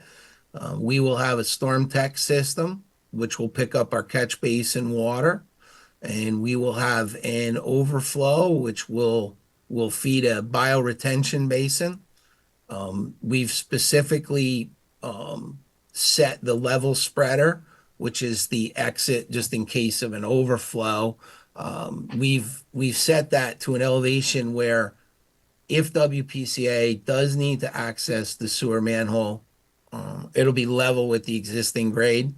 So their access will not be encumbered at all as far as getting to that sewer manhole. As the staff report states, everything we're doing is within our setbacks. We will be slightly adding some fill on the side of the house, which again, we're doing it for two reasons. One, it's low, and two, it's going to create a little more of a level area, so there would be more access back to the sewer manhole. These houses, we went to Center of Town Review Committee. We took their comments and we incorporated them into the design. The designs of the houses are going to basically match the houses we previously constructed up on Church and Meadow. So it'll be a nice fit to the community. It pretty much will match. It'll match a bunch of the houses on Church Street and the surrounding area. With that, I'll send it back to the board if you have any questions. Chuck Anderson, thank you, Mr. Lepre. Evan, do you want to review the amended staff report?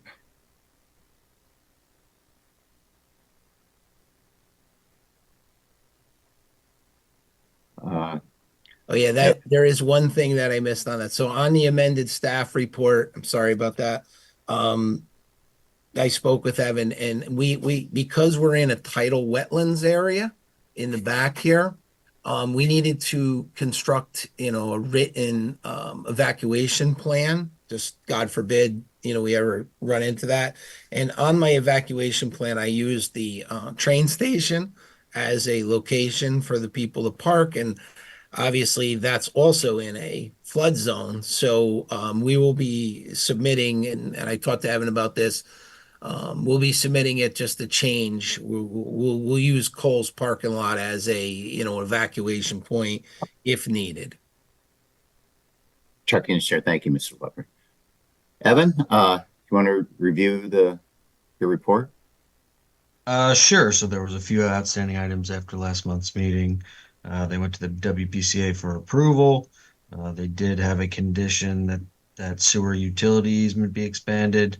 We added a condition to our approval that should be put onto a site plan. They meet the coastal site plan criteria as well as the special exception criteria. They appeared before the Town Center Board on July 10th and received a positive recommendation with the following modifications recommended. The size of the proposed cornice may be adjusted as necessary. 2, the applicant shall lower the front porch pitch to allow space between the bottom window casing and the top of the roof. And 3, that the applicant shall increase the size of the window trim to the greatest extent possible. We worked that into one of our conditions, but first we had one finding that we were going to recommend. That is that the coastal site plan is consistent with the goals and policies of the Coastal Area Management Act. Our first condition is that prior to the start of construction, the applicant shall revise sheets A101, 102, and 200 to incorporate the recommendations of the Town Center Board. B, erosion control measures shall be installed. And C, that the applicant shall revise sheet 1 of 5 and sheet 2 of 5 to show that sewer utility easement to the satisfaction of the town planner or his designee. Our second condition that I added today, actually, so I just want to bring that up on my screen and show you guys. Let's see.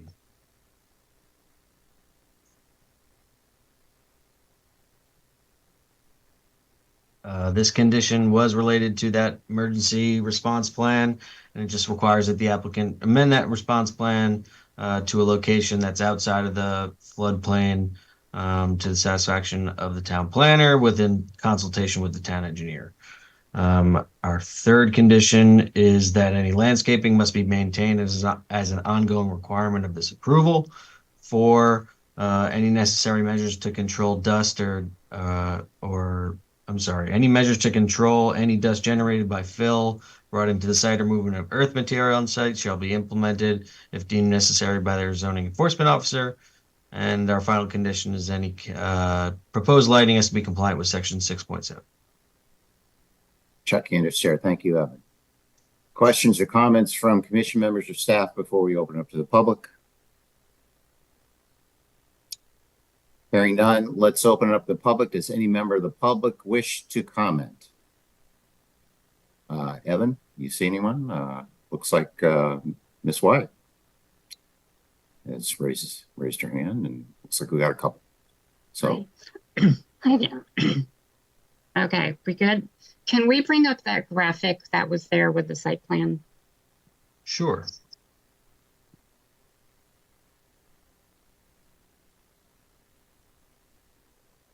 You can see it? It's here now.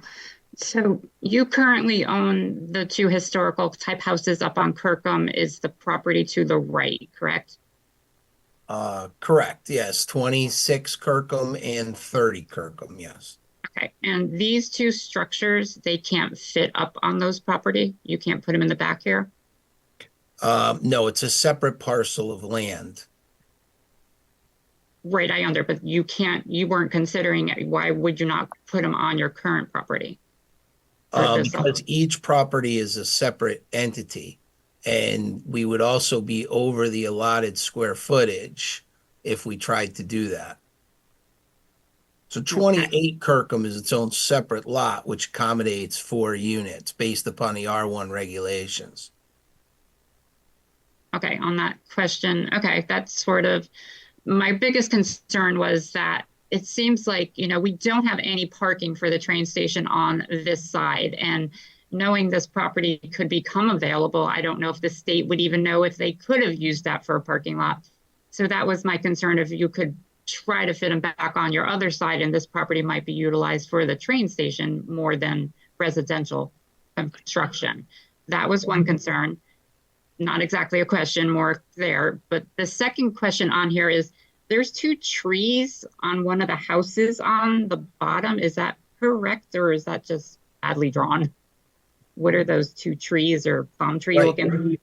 So those are 2 trees that will need to be removed. They are on our original plan. They're on our A2 survey. So those 2 trees will need to be removed. And as you could see, we also have an extensive landscaping plan which incorporates all native species. That's why I purposely moved the road down from one point so that I could avoid taking down any additional trees. Okay, and my last question would be, because you're over in that flood zone, do these buildings have to be built on stilts? Do you have to be 15 feet up in the air that you could park underneath them instead of building this parking lot? No, we only need, we're going to match elevation 13. So all we need to do is put the floodgates in, and there'll be, I think, 4 to 5 steps into the unit. That's it. So it doesn't need to be on stilts. Just a suggestion from design, it just seems like it would make more sense to not have to build a big parking lot. And at the same time as, with keeping the buildings looking historical would make more sense, or like 2 other buildings that are on Kirkham Street. And that's my final comment on that.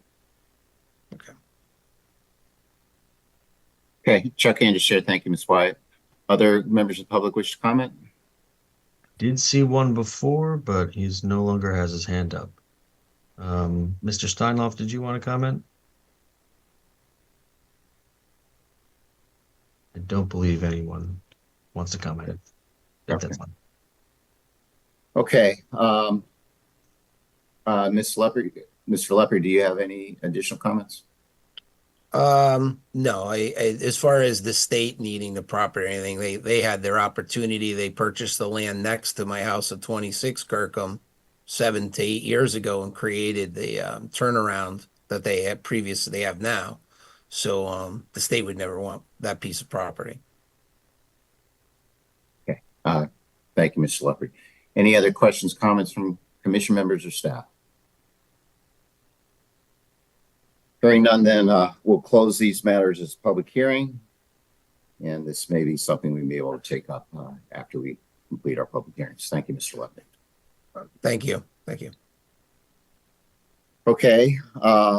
Next item is item number 5 on our agenda, which is A&R LLC, Amon Eula applicant, Trusco Branford Industrial, care of Louis R. Pepe owner, 5 East Industrial Zone. It's a special exception gasoline filling station and retail store above 3,000 square feet. And so this is, I believe, proposed development near the exit ramp on exit 56 going from Guilford towards New Haven. And so my understanding is that we're going to open this and continue it to our next meeting. Is that correct, Harry and Evan? It'll actually be continued to the October 17th meeting. Okay. We'll continue this one to our October 17th meeting. What's going on for that is is there a time extension for that, Evan? Yes, they did grant us an extension. Okay, great. Just there for the record. Thank you. Okay. So so this one will open and continue to our October 17th meeting. So if you're on that one, come on back on October 17th. We'll move on then to our next item, which is item number 6, which is LRAC LLC, care of Bernie Pellegrino, applicant AJGG Realty LLC, care of Paul Mancino, owner, for Liesel Lane, a special exception for automobile leasing. That also my understanding is we're going to open this one and continue this to our next meeting. Is that correct? That's correct. They had to submit an additional special exception for grading within 100 feet of the wetland. Okay, so we'll just open it and continue this to our next meeting, and then we'll also open that additional application, the public hearing on that, so we can hear them both at the same time. So item number 6 is open and continue to our September 19th meeting. That brings us into item number 7, which is 0 East Main Street LLC, care of Patricia Robinson, applicant owner, 80 East Main Street. Special exception for a 2-family dwelling. Is the applicant ready to proceed on that one? Yes, Harry, could you make Benjamin Connor a co-host, please? Sure. There he is. Hi, can you hear me? Yes. And you're now a co-host, Mr. Connor. Thank you. Hi, Ben Connor for the applicant, 80 East Main Street LLC, and its member, Patricia J. Robinson. This is an application for a special exception for a 2-family dwelling at the property at 80 East Main Street. It is currently a 2-unit property of mixed use. 1 unit is residential. The other unit is commercial. It is a tutoring center right now. For years prior, it was a dentist's office. So the highest and best use for this property would be residential. The business that's in there right now has sort of outgrown the space and is just looking to vacate. So the owner now would like to have the 2-unit dwelling there, 2 residential properties. The neighborhood itself is residential in nature. There are multiple 2-family properties in the area and multifamily properties in the area. So there's no proposed changes to the exterior other than removing anything that's commercial in nature, commercial signs and things like that, but no change to the footprint, no change to the landscaping. There is adequate parking for 2 residential units that's there. There's access on both Beach Place, if you see the map there that Evan pulled up, and also on East Main Street. And so, yeah, it would bring it back in line to the residential nature and characteristics of the neighborhood. It's the highest and best use of the property. Previously, the applicant got a variance approved for the bulk lot requirements in order to allow for 2 dwelling units at the property. We also met with the Town Center Revitalization Review Board, who fully recommended unanimously an acceptance of this application. So with that, I would open up to see if there's any questions or comments from the committee. Chair Kinder, thank you, Mr. Connor. Evan, I think you prepared the staff report on this one. Do you want to review it with us? I did, like Mr. Connor said, this is conversion of a commercial unit into a residential one, totaling with 2 units. They received a variance from the ZBA to allow 5,639 square feet per unit, where 6,000 square feet is required. Based on the application materials, it appears they satisfy the special exception criteria. The Town Center Board recommended approval with no modifications, and staff recommends one condition, that any proposed lighting meets the requirements of section 6.7. Chair Kinder, thank you, Evan. Questions, comments from commission members or staff before we open up to the public? Hearing none, then let's open to the public. Any member of the public wish to comment? Oh, Marcy. Once again, I should recuse myself on this one. Oh, okay. Just for the record, Commission Member Marcy Pelusi has recused herself on this application. So, yeah, and members of the public wish to comment. I see J.C. Wyatt. Evan, looks like we got a couple of comments. So who's up first? Yeah, go ahead. It's me, right? Okay. Right. Okay, yeah. So obviously, as being, hi, J.C. Wyatt again, I'm the next door neighbor. That was the meeting I was hoping to come to tonight, but we had other great comments to make. So I hope you guys would approve it. I do, grew up here for 53 years. This is where I grew up all my life. It's always been my dentist, and all of a sudden now a relative of mine has purchased it. And it is great to have it come back from the commercial to bring back to residential. I think it'll even be better for the neighborhood and for me to have as a neighbor. So I hope you guys would approve it, and I'm here to recommend it. Check in to share. Thank you, Ms. Wyatt. Evan, who else who's up? Next is Mike and Jen Giordano. Yes, Mike Giordano. I'm 3 houses east of this property. No issues whatsoever. As far as I'm concerned, it's a positive go. Thank you. Check in, share. Thank you, Mr. Giordano. Who else, Evan? Eric Steinloff. Hi, I'm also a neighbor and also positive. I think it's a clear, good idea. Seems like something that should just be allowed by right, uncontroversial. So I'm in agreement. Check in to share. Thank you, Mr. Steinloff. Evan, anyone else? No, I believe that's it. Okay. Does the applicant have any further comments? Mr. Connor? No, none further from me. Thank you. Right. Any further comments from commission members or staff? Hearing none, then we will close this matter as a public hearing. And again, this may be something we can take up in a little bit. Thank you, Mr. Connor. Thank you so much. Okay. Okay, so that completes the public hearing items. What we'll do now is we'll run through the minutes. Looks like we got 2 sets of minutes to approve. First would be, and I believe they were sent out in our packet.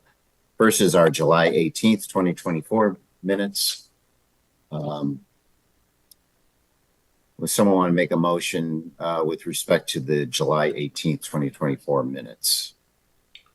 Fred Russo will make that motion to approve Fred the minutes. makes a motion to approve the minutes from July 18th. Is there a second?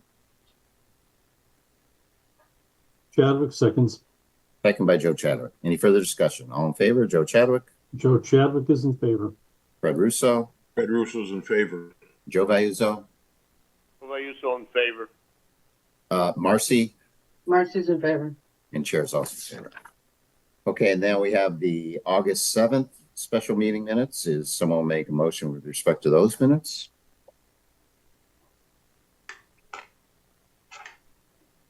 Joe Vayuzo moves to approve. Joe moves to approve the August 7th minutes. Is there a second?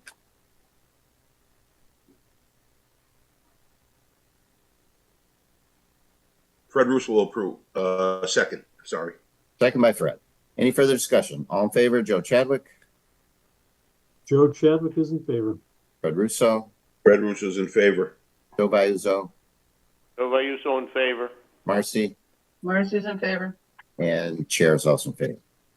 So let's go back to the public hearing items that we may be able to act on. First one was items 3 and 4. This was Pent Road LLC, 28 Kirkham. That was a special exception for the two-family dwellings. And I think you had, Evan, if you can pull up your staff report, you added I think a number 2 to about the that you or which one is this? Yeah, it was the flood erode I prepared separate conditions for the two-family special exception and CAM application, and then for the grading application. Okay, great. So we'll start then with the coastal site plan and special exception application. Did you review this with us? The conditions, it looks. Yes, these are all the same conditions I showed you before. I just split out the ones relevant specific to grading for the 6.8 application, and then the rest of them were for the CAM and the two-family application. Okay. Does this include the one, remember, I think you added one today about the evacuation plan? Is that in there? Yes. No. No, did I miss that? Maybe you pulled up the wrong one. There you go. There we are. I will add this right now.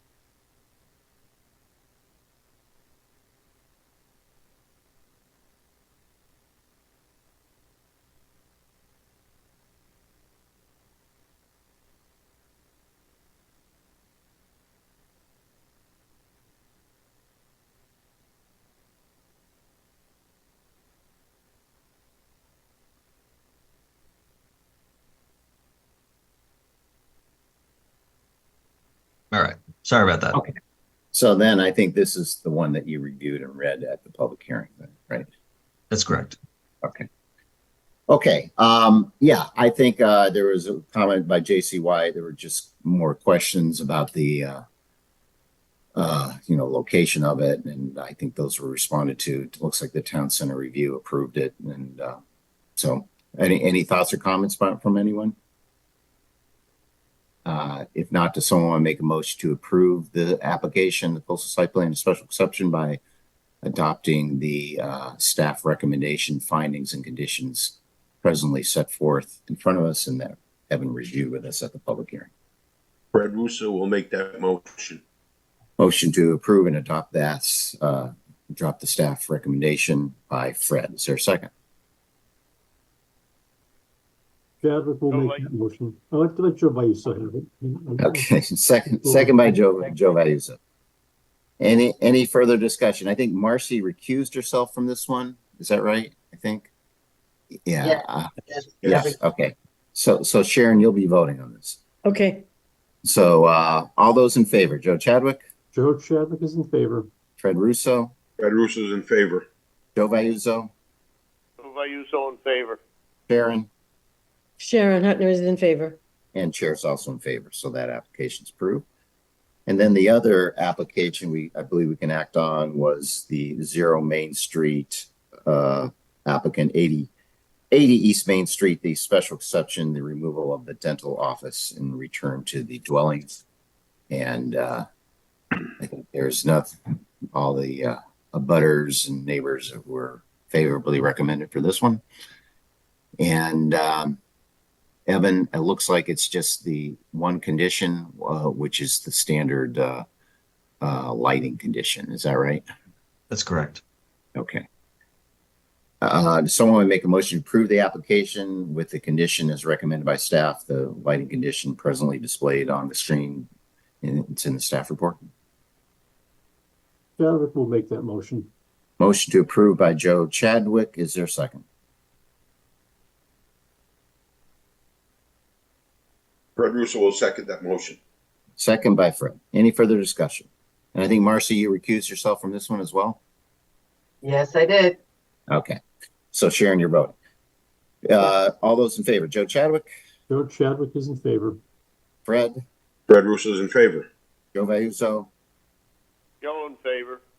Sharon. Sharon's in favor. And Chair is also in favor, so the application's approved. Okay, so that brings us then to old business, and Mr. Chairman, just like to yes. notice we did get a piece of correspondence. Oh, I forgot. Any correspondence? Just for the record, we received a letter from Attorney Keith Ainsworth. It regards a pending application for a special exception at 38 Howard Avenue. So I have sent this to the commission in terms of I've emailed it out to all the commission members. So I'm not going to try to summarize it or characterize it. I think discussion is best reserved for the public hearing since it discusses the application itself. Sure. Yeah, that's something, I think that matter is scheduled for public hearing in our next meeting. Is that correct? It's correct. Okay. So yeah, there's no need for us to review that at this time. No. Okay. Okay. So let's go on to old business. Items 1, 2, 3, and 4 are the Regal application. That's again the proposal, 3 buildings, 172 units of residential development, 20% affordable, which I think amounts to 35 units, plus the self-storage facility at the old adaptive reuse of the old cinema building. And we closed the public hearing in our last meeting, and I know Harry's been working on draft, and we gave some general consensus. We had a discussion after we closed the hearing, and it was generally favorable, but we wanted Harry to go through the details and look at any nuances and so forth. So, Harry, you want to review with us your proposed resolutions? Sure. Harry Smith, Town Planner. I have gone through the details and then gone through the details a couple more times. So I apologize for all of the different drafts, but wanted to get something to you ahead of the meeting and recognizing I'd probably have to work on it some more before the meeting. So I think we are there now, I hope. I did send 3 draft documents to you, I believe last night, or sometime in the afternoon. I revised 2 of them, so I've also sent the 2 revised copies. So if you have in your email, you want to follow along, they have revised ones, have a little bit of highlighting and say revised. One's a revision to the resolution proposed for the PDD master plan approval. So I can start with that. The way we've done these things in the past in the form of a resolution is to have several recitals, they call them. So you have several of these whereas clauses, which basically recite the fact there was an application, where it was, what it's about, when we received it. Harry, do you want to put it on the screen or do you want to? Oh, I'm sorry. I thought I had it up there, so I apologize. Jumping ahead. Okay, hopefully everyone can see that now. Yes. So again, this is the final revised draft. So these are the whereas recitals as I described about the public hearing dates, the applications itself, the fact that referrals were made as required to the Town Sanitarian Police Commission, Fire Marshal, Town Engineer, Water Pollution Control Authority approval of the application was received on 8/14. In the Wetlands Watercourses Commission approval, noting the offer of the 20% of the units to be dedicated as affordable units. And in here, I've elaborated a little bit because I think the application states they would meet section 57G, which is the requirements for the incentive housing zone development section, which was like the application at Summit Place. See if I can get this on here.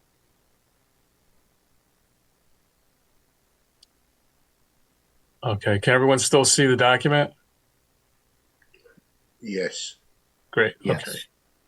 Okay. So that was intended, as far as my understanding, to make sure the units provided in an incentive housing zone development meet the requirements of Connecticut General Statute 830 G to be counted towards the 10% threshold that determines the affordability of the affordable housing appeals procedure in Section 830 G of the statutes. So I'll elaborate on that a little bit when we get further down.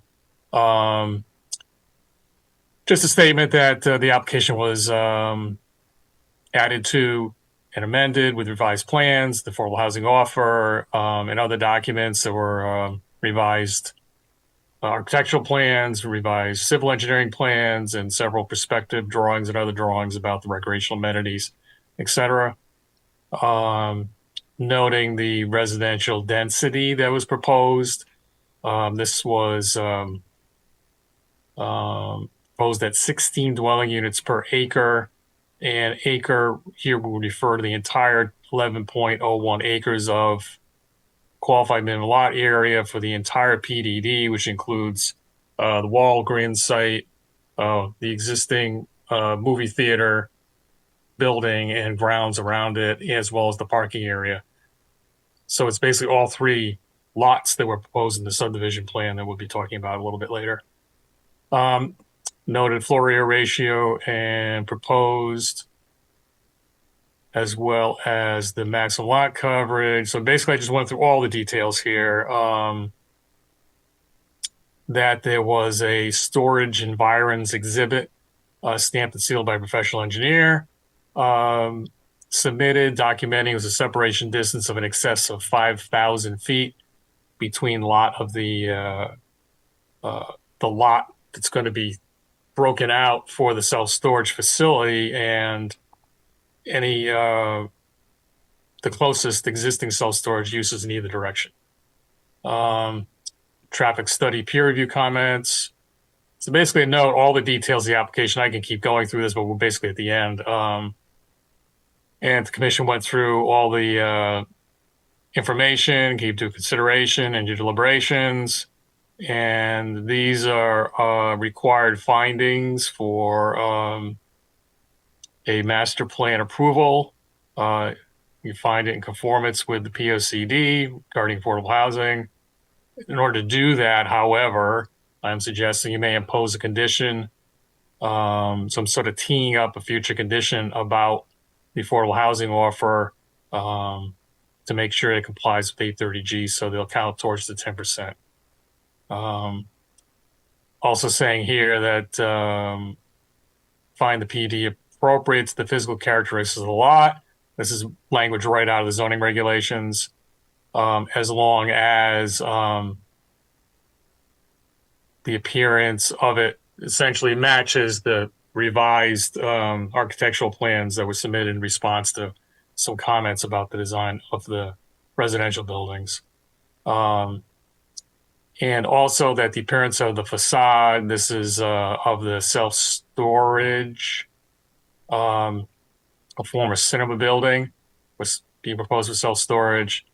I made some comments in the staff report about, I think the applicant modified the original proposal to eliminate these things, almost what I would call sort of peekaboo windows in self-storage facilities. It's a large glassed illuminated area with some faux self-storage unit doors behind it.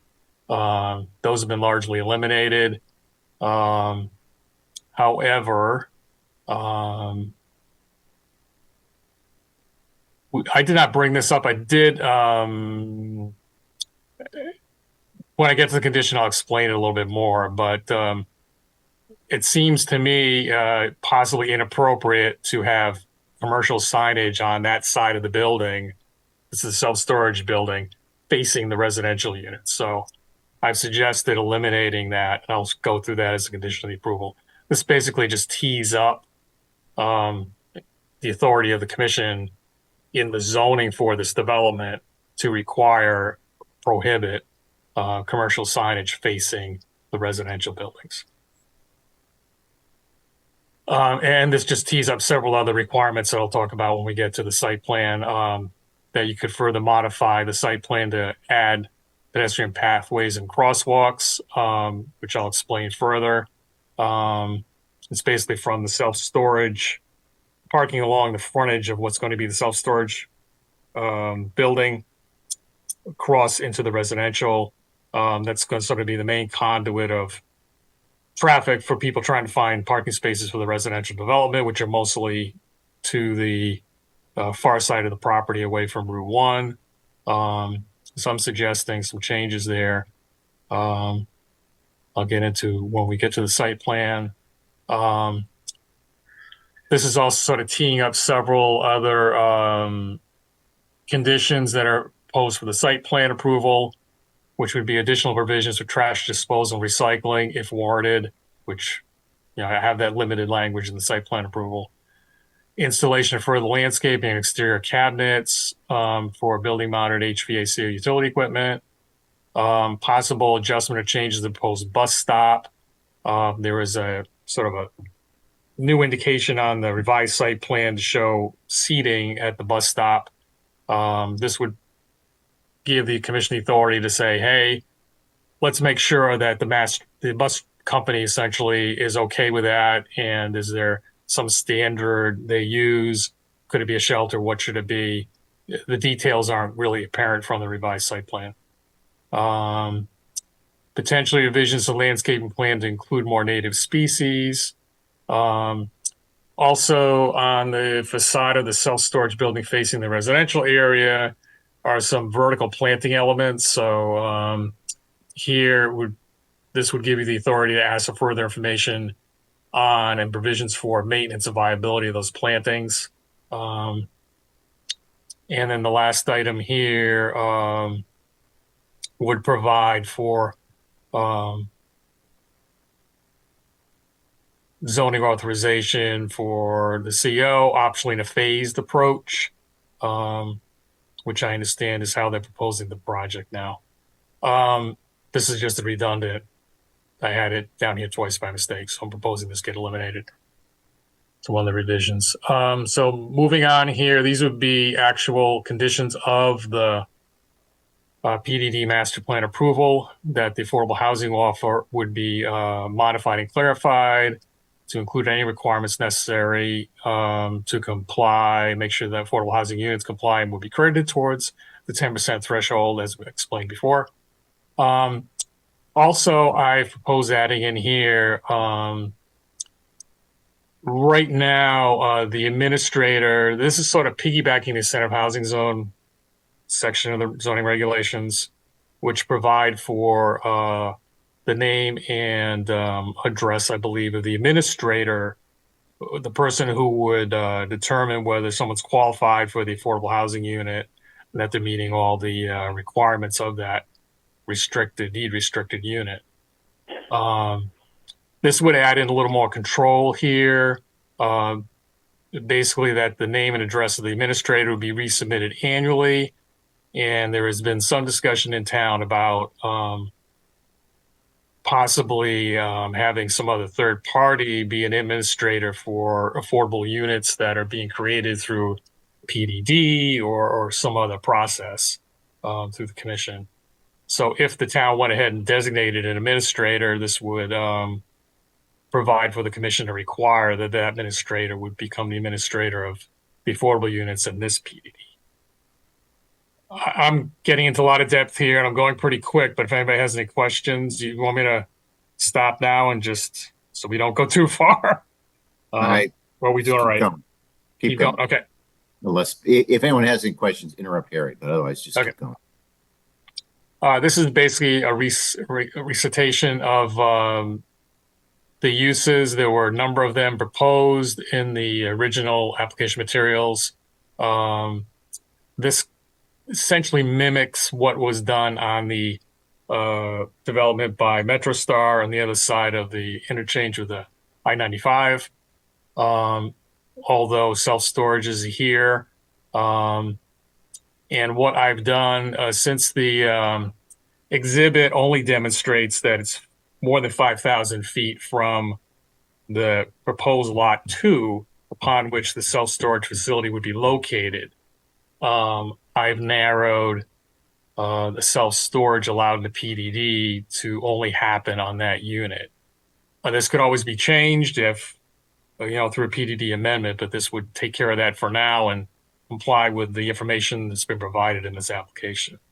So it's really clear it's only happening here, only where it's more than 5,000 feet.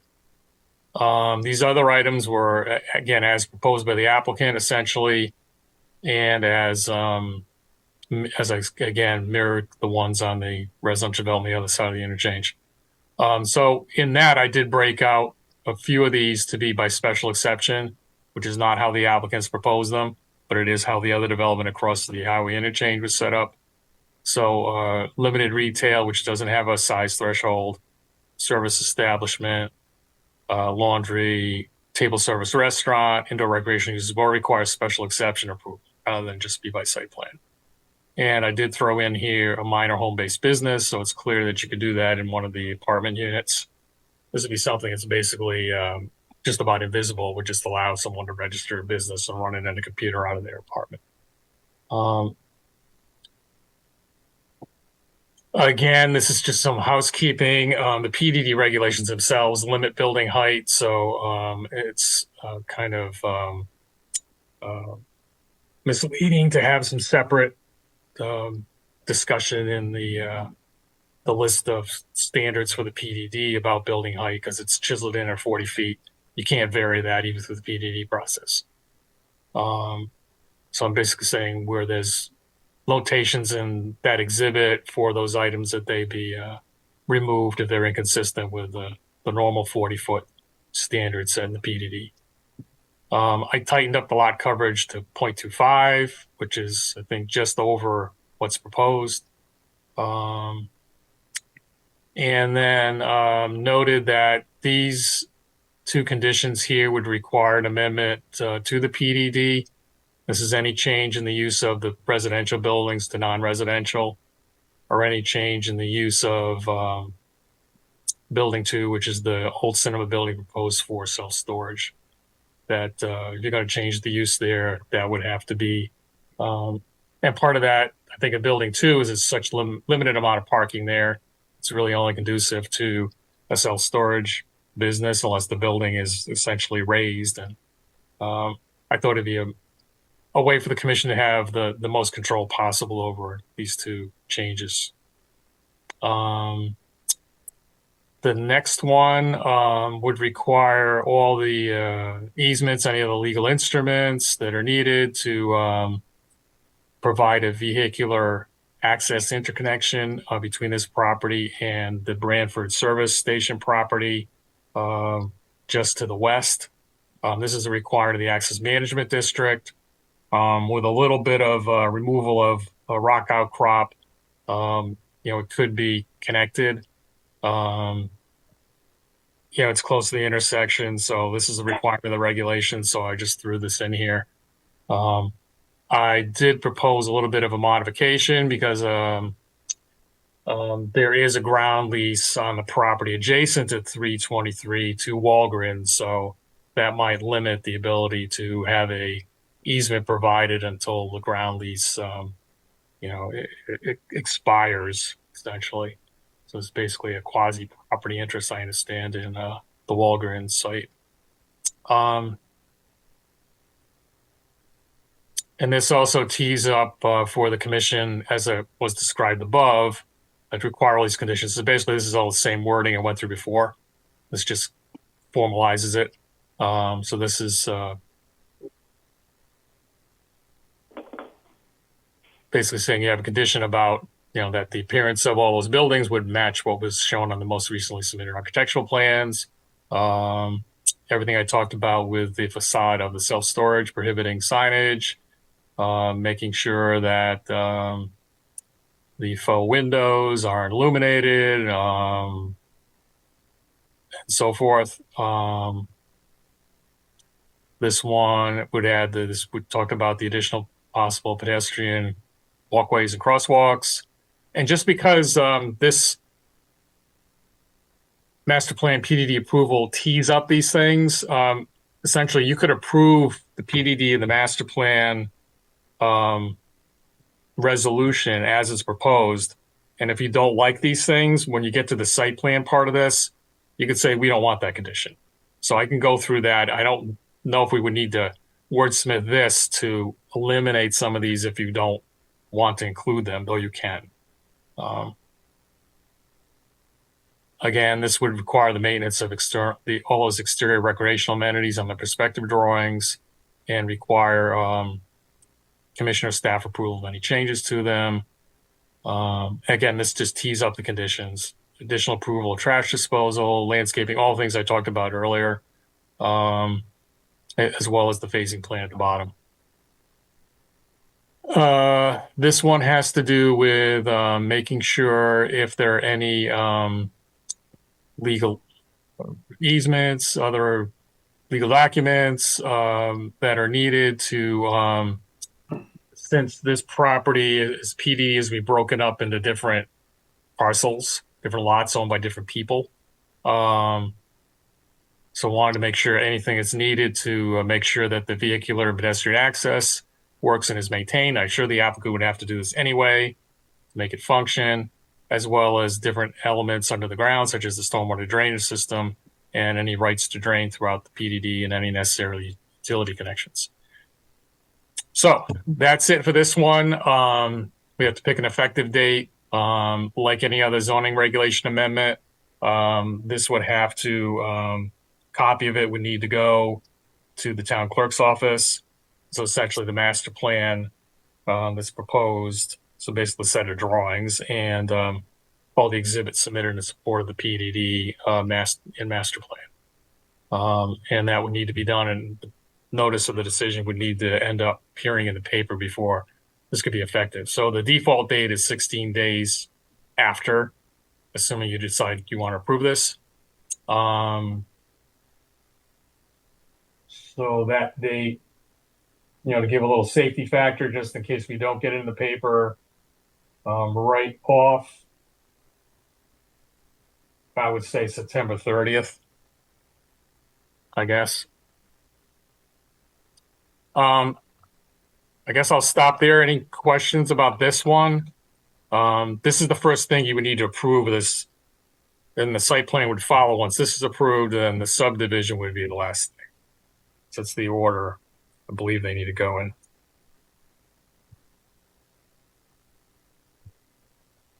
Everybody still with me here? Yep. Okay. Do you want me to keep going through all three and then you want to do the votes, or do you want to do? Let's go through all three before we vote on any. Okay. All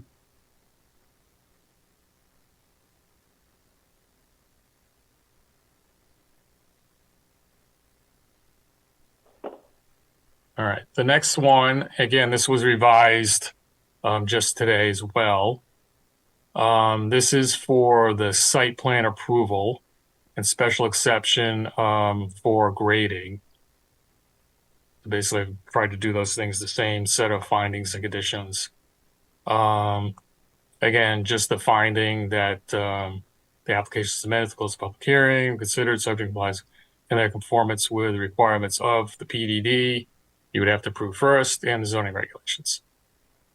So everything I teed up in the master plan PDD document we just went through, here's where we're proposing actual conditions on the site plan approval to basically follow through with what I talked about before. So this is standard boilerplate condition, all construction substantially conform, blah, blah, blah, blah. So this one is, again, more of a standard item that there would be soil and erosion controls would need to be put in place before any construction activity, and to be a pre-construction meeting, including the zoning officer, licensed arborist, which we've included, though that could, this is more of a boilerplate thing. I don't know if that was really needed on this site, but there are some trees that would be protected. So the applicant's construction supervisor, the applicant's professional engineer, and if we would include the inland wetlands, since there's an approval that applies to this property as well from them. And then a soil and erosion control financial guarantee is suggested here regarding maintaining all the soil and erosion controls proposed in the plans. However, we've had a statement in here that need not cover items already covered any similar financial guarantee required by the wetlands, so there's not redundancy. Respect to 6.8, I don't believe they're going to encounter any blasting. I don't believe there's any discussion of that. My understanding, this is basically a site that was previously a marsh and it was filled in years ago. I think there was a grocery store here at one point before the movie cinema. But this is just sort of boilerplate we've been including just in case they run into something at some part of the property. There is a rock outcrop, I believe, on 323, which is just to the west of the Walgreens. So there could be some rock outcrop under that part of the PDD. So there is number of conditions and requirements here that would need to be dealt with before a zoning permit is approved. If you approve all this, the first one requires some specific details regarding all the top lot features, all those amenities that were shown on the perspective drawings in that area between the residential buildings, the chairs, the fire pits, all of that. That would be identified on detail sheets so we know exactly what is going to be installed and put in place. There was a discussion during the public hearing about the sufficiency of the dumpsters. So I'm suggesting here the condition says additional provisions for trash disposal and recycling or a demonstration they are not needed. Final locations of all HVAC utility equipment and any further landscaping or exterior cabinets needed to conceal them. Usually those things, the location of them are determined post-approval and just prior to construction. D would require addition of a detail for the bus shelter, as I talked about earlier, the bus stop and adjustment of it, or the location of it, coordinate with the bus company.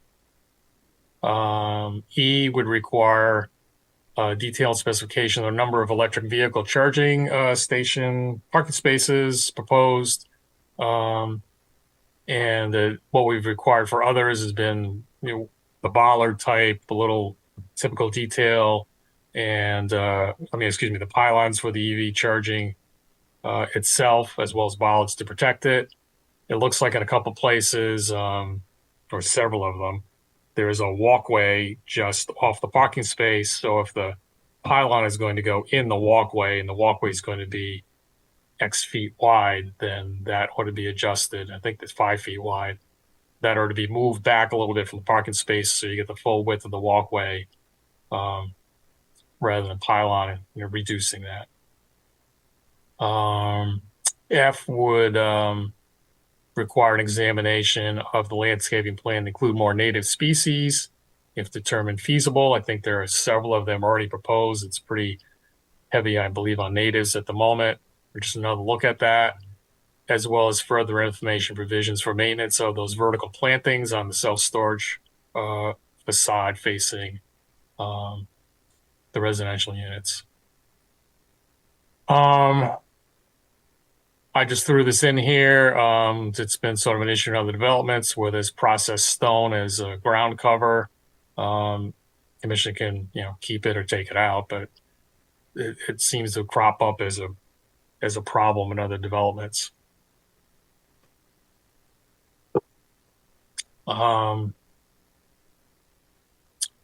H would limit signage to, and this is sort of the preferred approach in the design review zones, light lettering and dark background. Excuse me, Harry? Yep. If we could go back to the processed stone. Yep. I doubt right it's here. processed stone because processed stone would have silt fines in it and it would basically compact. I think the language there wants to be just decorative stone if that's what you're objecting to. Great, thank you. Planting beds. Okay.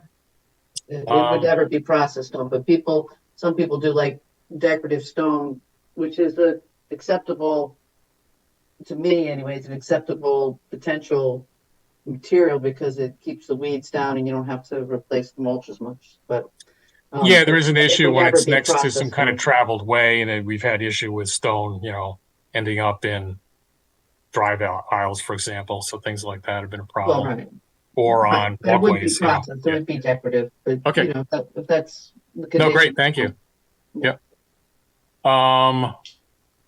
So we have the lighting on the dark background, and then this is the standard lighting condition. I did not receive cut sheets. This will require those so we can be sure that it's meeting the correlated color temperature limit of 3,000 degrees Kelvin. And I think basically the lights they seem to be acceptable other than that. There is one pretty high intensity fixture that's mounted on, I believe, a 25-foot pole, and the foot candles underneath it looked correct. This would require basic compliance with the last set of architectural plans submitted for the residential buildings. That was the revised appearance to be more traditional, if you will, in appearance. So changed here may be required to shall. So what would happen? I threw in here just to get it up front because I think this PDD might be quickly divided into separate ownerships.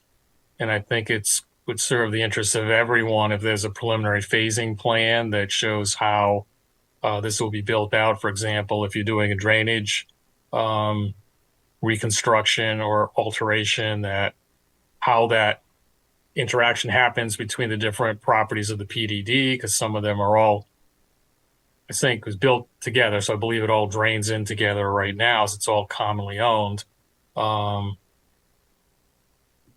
And also provided out in case the development's going to be built as a whole, but I don't think that's the case. So this would just require a preliminary one that could be adjusted later. And this one I've tweaked a little bit. So this really only applies to the parts of the self-storage building that are visible from the residential buildings or the parking areas for them. It's basically that huge facade that was the former entrance to the cinema. So that on that facade, I'm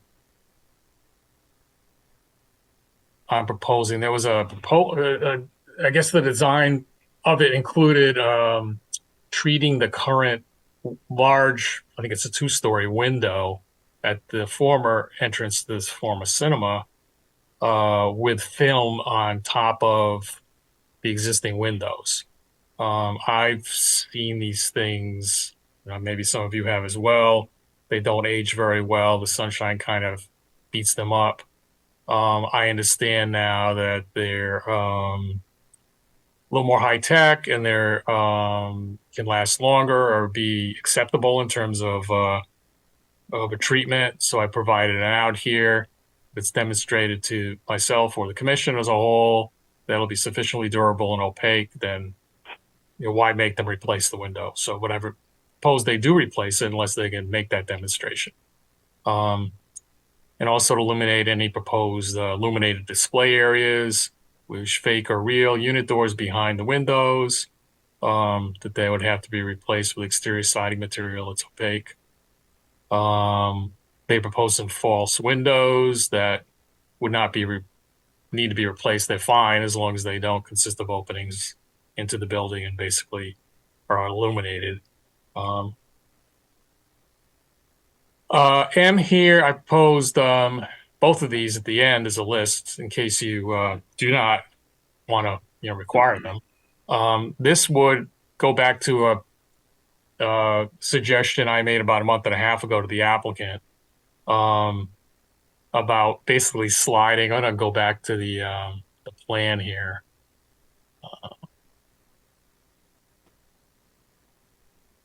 Let's see. Here.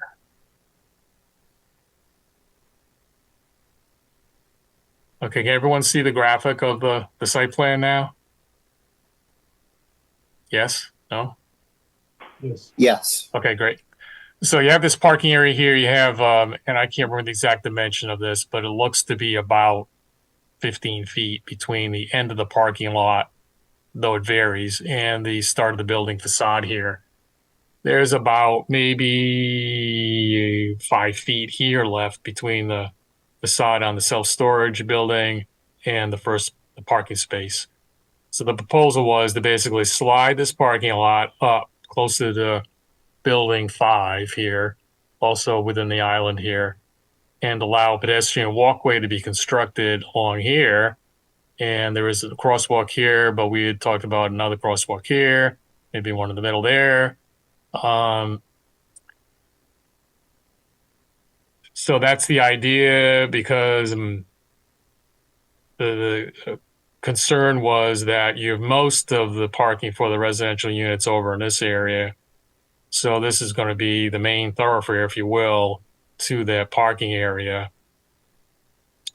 And could become, at certain times of the day, a little tricky to traverse if you're taking things out of your car and juggling kids or whatever, trying to even get across the parking lot. So that was my suggestion. They did not, when they made the last set of revisions to it, they did not pick up that change. They picked up all of these, and it made, I think, a really positive improvement to the plan. Whether that's needed or not, I'll leave to you folks. There has been landscaping proposed here, which serves as a buffer to the parking lot. Whether you could effectively do that. If it's slid closer, I mean, it certainly gives you less land to do that. You got headlights shining in here, so that's, a possible downside to moving the parking lot over a little bit. So let me go back. Harry, may I comment? Absolutely. Having been someone who's drawn plans like this, when you make that kind of a 2-foot change in the 9th hour, you're almost asking to create a lot of inconsistencies across all the plans, because a lot of things have to be updated across planting, the different areas. And I don't think the gain is not just in terms of plan revision, but in terms of function of the site. You get out, if you're going to park nosed into the old cinema building, you're not going to tend to walk. You're not going to park there to go in, because that's not where the entrance, but you're not going to tend to walk anywhere behind there. You're going to walk directly across the parking. Even though, I just don't think that the gain is worth giving up the green space along the facade of the building, and what it would do in terms of time to update all of the plans to move it is, I think, excessive, because then you start to impact other parking spaces that are coming into the space vertically. And, it could potentially open up a whole can of worms for very little gain, in my opinion. Understood. Fair enough. So I'll leave that open. And go back here, though, to the main document, which is off the screen here. Should be this one. So there's moving on to condition 5. These would be essentially some legal things in the affordable housing offer. These requirements, again, before a zoning permit or building permits issued. This would require easement. This is the interconnection with the adjoining 323 Branford service station, whatever it's actually called, property. So I put in a little extra wording here, as may be limited by the terms of any ground lease of the property shown in proposed lot 1. So I'd have to sort of work out the details of that, whether it's some kind of offer that's contingent upon the ground lease expiring or something like that, just to tee it up for the future, was my thought. And there was an incorrect reference here, because frankly, I plagiarized this from another approval and didn't change the direction. There doesn't need to be any 6 months, so I eliminated that as well. This would require any changes to the easements or other provisions for access to the town's pumping station and the sewer system lines currently going through the property. That would require that to be dealt with. And finally, the 20% figure for the dedication of proposed affordable housing units, which, rounding up, comes out, when I calculate, 35 units of the 172, I believe. So this would require all those limitations, deed restriction elements that would allow the units to comply with 830G and the 10% threshold is specified here. So we get essentially town to get credit for those units. Condition 6 would be things would need to be done before the issuance of a certificate of zoning compliance or a CO. This would include completing all site work, including all those recreational, passive, active amenities shown on the plans. So basically making sure what you saw is what you get. And if there's any blasting, you go for a post-blast survey and final as-built. And again, this could happen optionally in a phased approach, which is likely how it's going to happen. So before that first CO is issued, there would need to be a final phasing plan approved either by myself or whoever's town planner and the commission, or the commission. So if they don't like what's going on at staff level, they could go to you folks. There was fencing proposed in the rear, if you will, of the self-storage facility to kind of limit access to it to those folks who have units. That was deleted from last set of plans. The town engineer questioned that. I just wanted to make sure that any fencing that goes back in there, which might possibly restrict access to the sanitary sewer pumping station, would have appropriate provisions to allow access by necessary personnel. 8 would eliminate commercial signage on that portion of the self-storage building facing the residences. And 9 is a kind of a boilerplate. If there's any blasting, is to prohibit any fixed machinery, rock crushers, and so forth without approval of the commission. Standard condition here about stockpiling soil on site is required by the regs. Again, there's a 1-year expiration for the 6.8 approval in the regulations. This just recites that, requiring foundation as-built, particularly given the tightness of the development layout here. The standard condition as well, number 13, additional signage or lighting would need P&Z or staff approval, whichever is appropriate. Dust control, standard condition here again. And this is also standard condition about maintaining the landscaping, ensuring its survival. If anything gets damaged or dies, it would need to be replaced. This would require all those depicted recreational amenities to be maintained as an ongoing requirement of the approval. And again, there's a little wording issue here, so I should have fixed this. It's survival landscaping. It's really, you could just eliminate those words. To ensure survival landscaping is not needed. 16.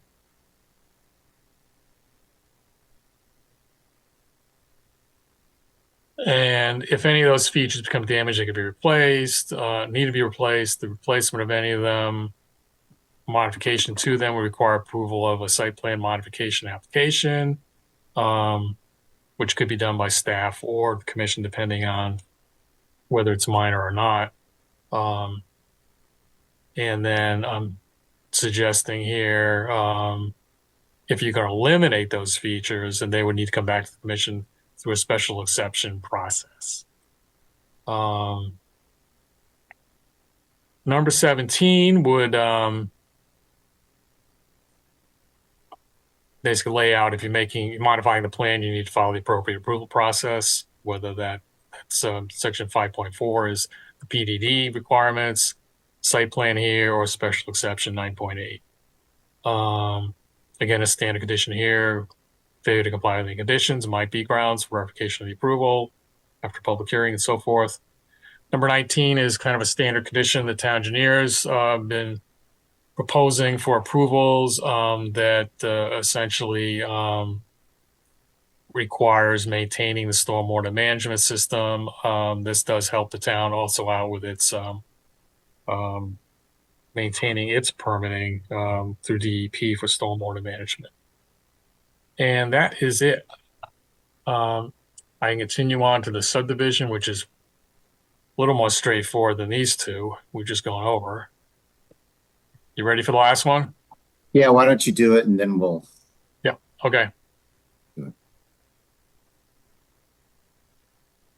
So this I did not revise. So this is as was sent out, I think, yesterday. Again, I did this in form of a resolution. This is similar to how it was done for Mariners Landing, which was the other PDD that was broken up into different properties. So basically, a couple of recitals as we described for the master plan approval. Commissions looked at the regulations, PDD, approval, and all the application materials submitted, particularly the subdivision map. That's important because there is a modification to the typical, I believe, side setback requirement to allow the lot line for the self-storage building to be pretty close to the building facade, which makes sense in this proposed development. Also here, you're saying basically that you could require easements to deal with the vehicular access throughout the PDD, including access to parking, the walkways that go through the entire PDD, making sure they're accessible for all the lots together. For example, you can walk to Walgreens or the residential development and so forth legally. The stormwater drainage system utility connections, which you talked about earlier. Basically noting here the application was amended by different verbal representations and all revised plans and so forth. That you consider all the public testimony and so forth. Finding here that provided the conditions are complied with, the proposed subdivision meets all the requirements of the subdivision regulations. Statement here that in the subdivision regulations themselves, there is an out essentially from the requirement that open space be provided if the subdivision is creating affordable housing equal to 20% of the total units constructed, which is the case here. So there's no open space, doesn't need to be considered. That requirement of the subdivision regulations doesn't apply to this subdivision. So this is the essentially saying approved with conditions. These are the conditions proposed. Subdivision map would be modified to address the following, which is all existing and proposed easements, other rights of ways, meets and bounds level accuracy. This is a requirement of the regulations. So those are not, I don't think, completely noted on the subdivision map. And all the other remaining informational requirements, building setback lines, etc., the signature block and those kinds of things.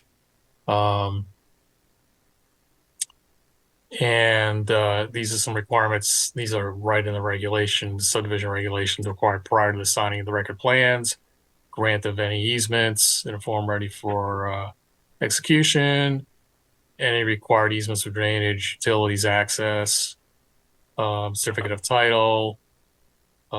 There is no land being conveyed to the town, but let's say the easement for the sewer pumping station or the sewer line needs to be adjusted in some way.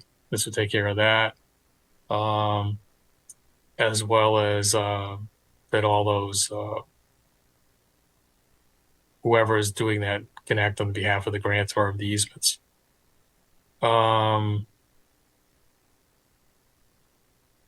Again, the way you do a subdivision is any easements is things that are done. The subdivision plan is filed first, and then the easement's filed second. That's a requirement of the regulation, and that's it. So I'm proposing here for you to consider have this be effective on October 1st, which would give time for the PDD to be effective, assuming you say the effective date of the PDD is September 30th. Okay. Stop talking for a minute. Okay, thanks, Harry. Okay, Harry, thanks for reviewing that. I don't know, Marcy had a couple of suggestions. I counted 3 changes on the site plan and special exception. The changes were suggested, Marcy, was decorative versus processed stone. Yep, and that's condition 4F, 4G, excuse me, 4G. 4G. Yeah. And then Mark, you suggested deleting L, which was the addition, widening the area to provide sidewalks. I think 5 to that's 10. M, 4M. Oh, is that M? Okay. Yeah, 4M. Okay, no, older one. Deleting that one on the concern that it may screw up things and affect the landscaping on the other side, and that the usage may not be needed since it's abutting a building and people aren't going to be walking there. Right. And I think and there was some wording, I think, in 16 on the first sentence, at the end of the sentence, the words to ensure survival of the landscaping, right? you deleted that. Yep. Yep. Are people have comments on those? I'm okay with any of those. How about everyone else?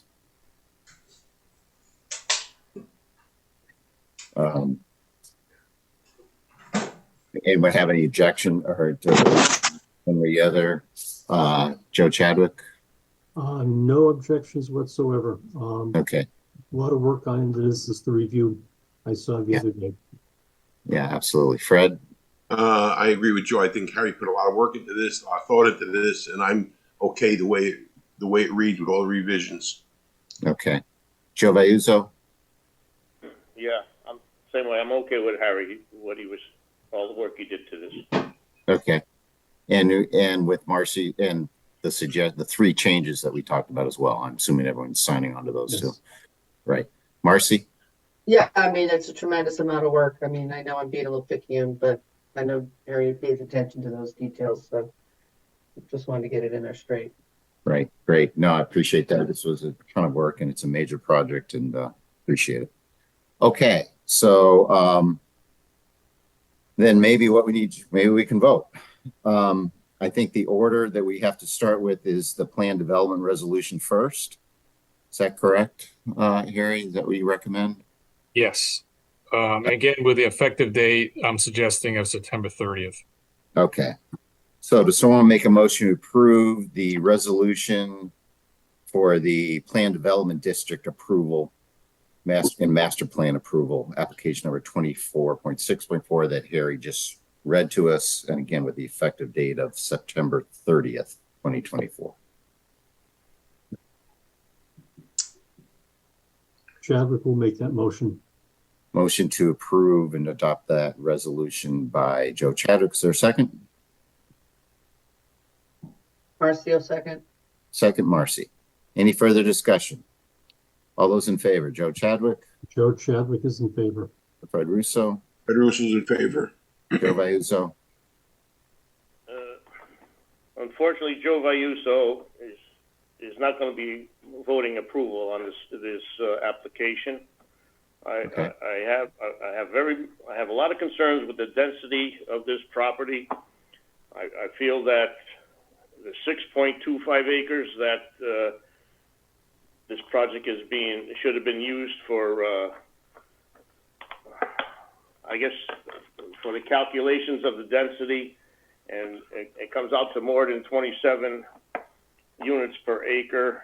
And it's not that I disapprove them what they're doing there, but I feel that this could be a much better project if there was less density, one less building, freeing up a lot more parking, more impervious surfaces, more outside. They can do more outside activities out there, developing more landscaping. I mean, just overall, the PDDs are getting, I think, in my opinion, getting a little bit out of hand with density. And there's a couple other projects that happen in town that's happening the same way. I'm not mentioning what they are, but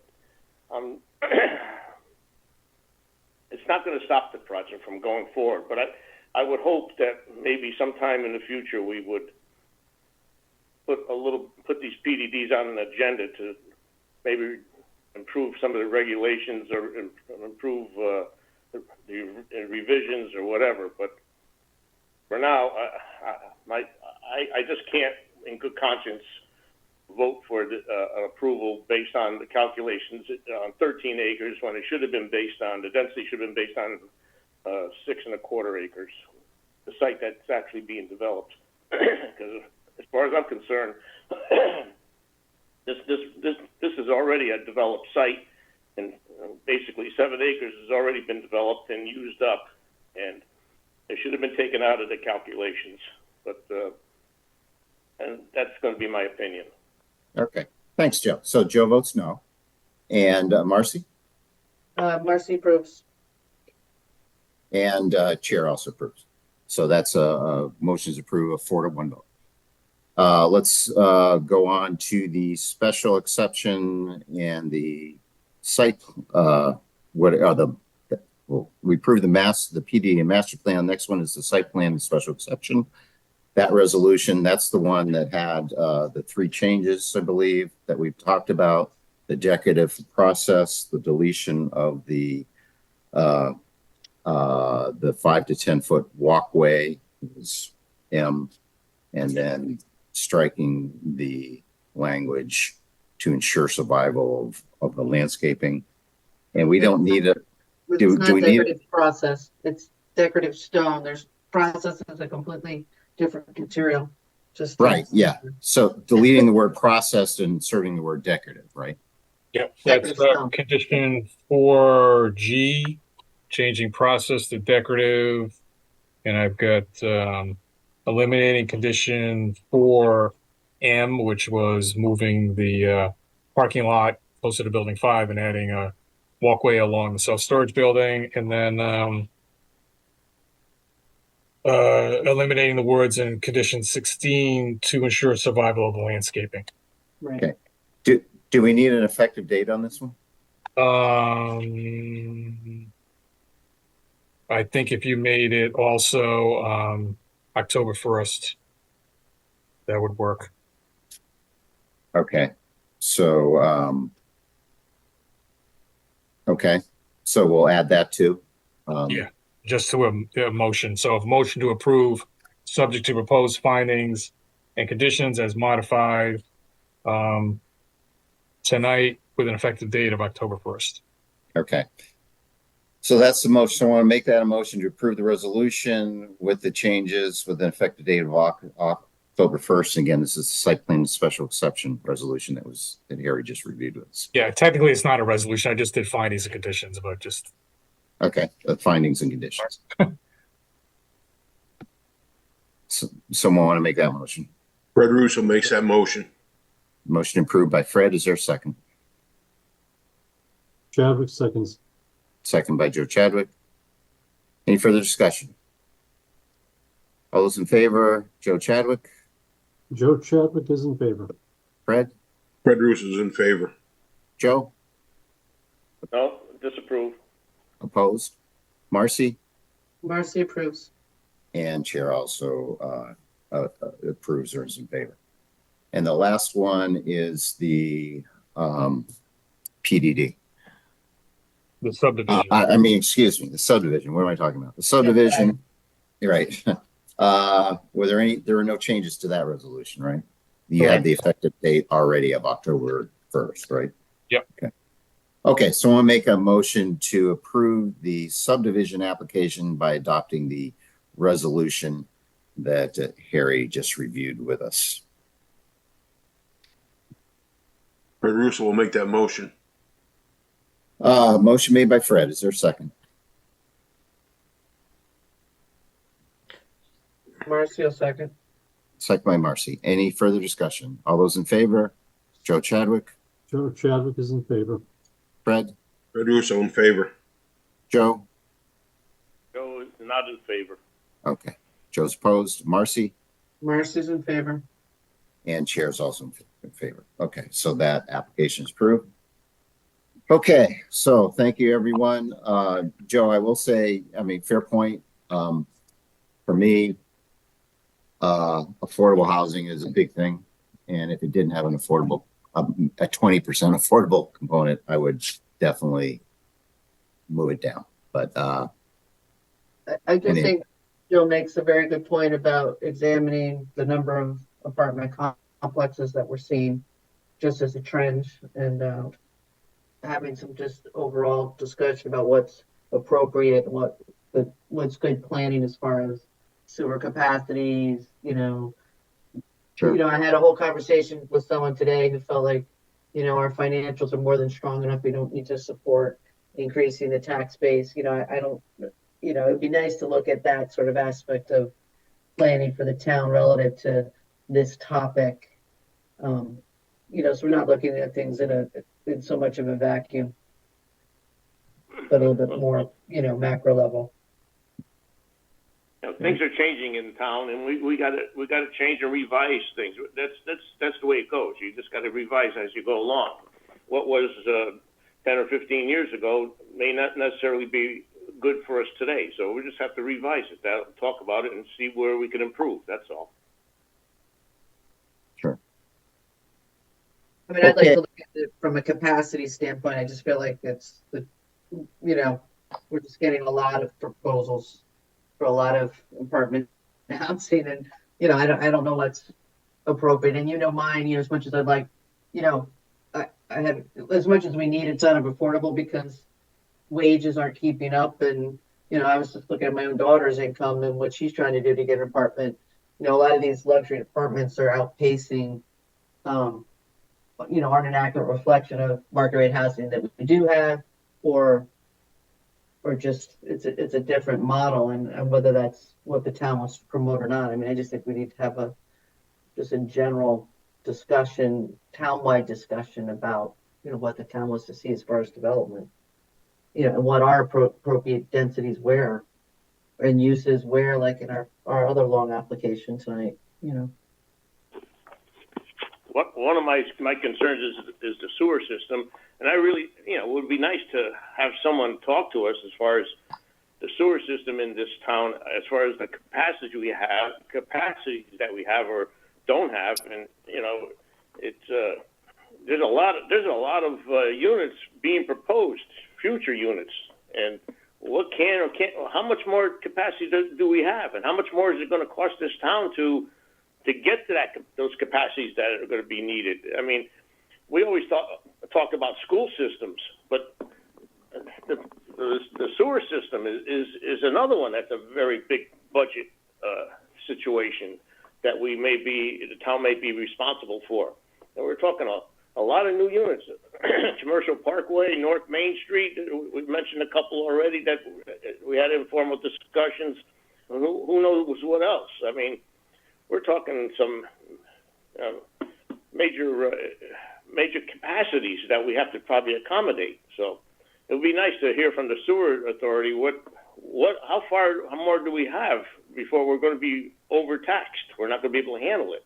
Well, Joe, I had the good fortune to sit through one of their WPCA meetings recently, and they are doing some studies to address that and to look at deficiencies. But the one thing that was troubling to me from a planning perspective is the attitude that it's a first come first serve as far as getting to take the capacity up. And I think that really has to be compared against equally, like one development shouldn't take up a huge portion of the remaining capacity that's left just because they came in with an application before somebody else. And that's kind of what they have to go on. And I don't know if there's anything we can do from a planning perspective to, distribute it a little bit more fairly across the town and other potential spaces that might be developed and might be shut out of sewers because somebody else got there before, it's something, I think we need to be involved with as they go through their process, because I think there's ramifications that can inform decisions that we make with regard to density and, and the whole PDD process, which is, a great vehicle for just getting, right. Things. It's not only that, it's the road systems too. I mean, a little one here, a little one there, a little one here, a little one there, but you add them all up together, it gets to be a big one, so over time.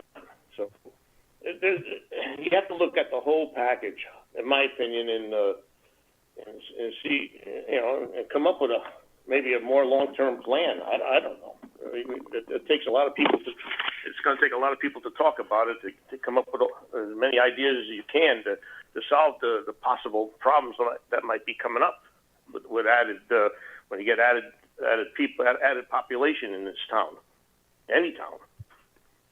I think those are all excellent points, particularly Marcy's comment about the sewer system, and there ought to be some, maybe the commission can, serve as a catalyst for some of the discussions that I think probably need to happen, looking about what would be coming towards us as a community. So that sounds great. I don't know, Chuck, if you want to think about some kind of workshop or something at some point. I don't know. Well, the sewer issue, I think, is determinative of a lot of development. I mean, it is. I mean, that's what distinguishes Branford from Guilford and Madison. You don't have major stuff here. It's simply the sewer capacity. It does a lot of stuff.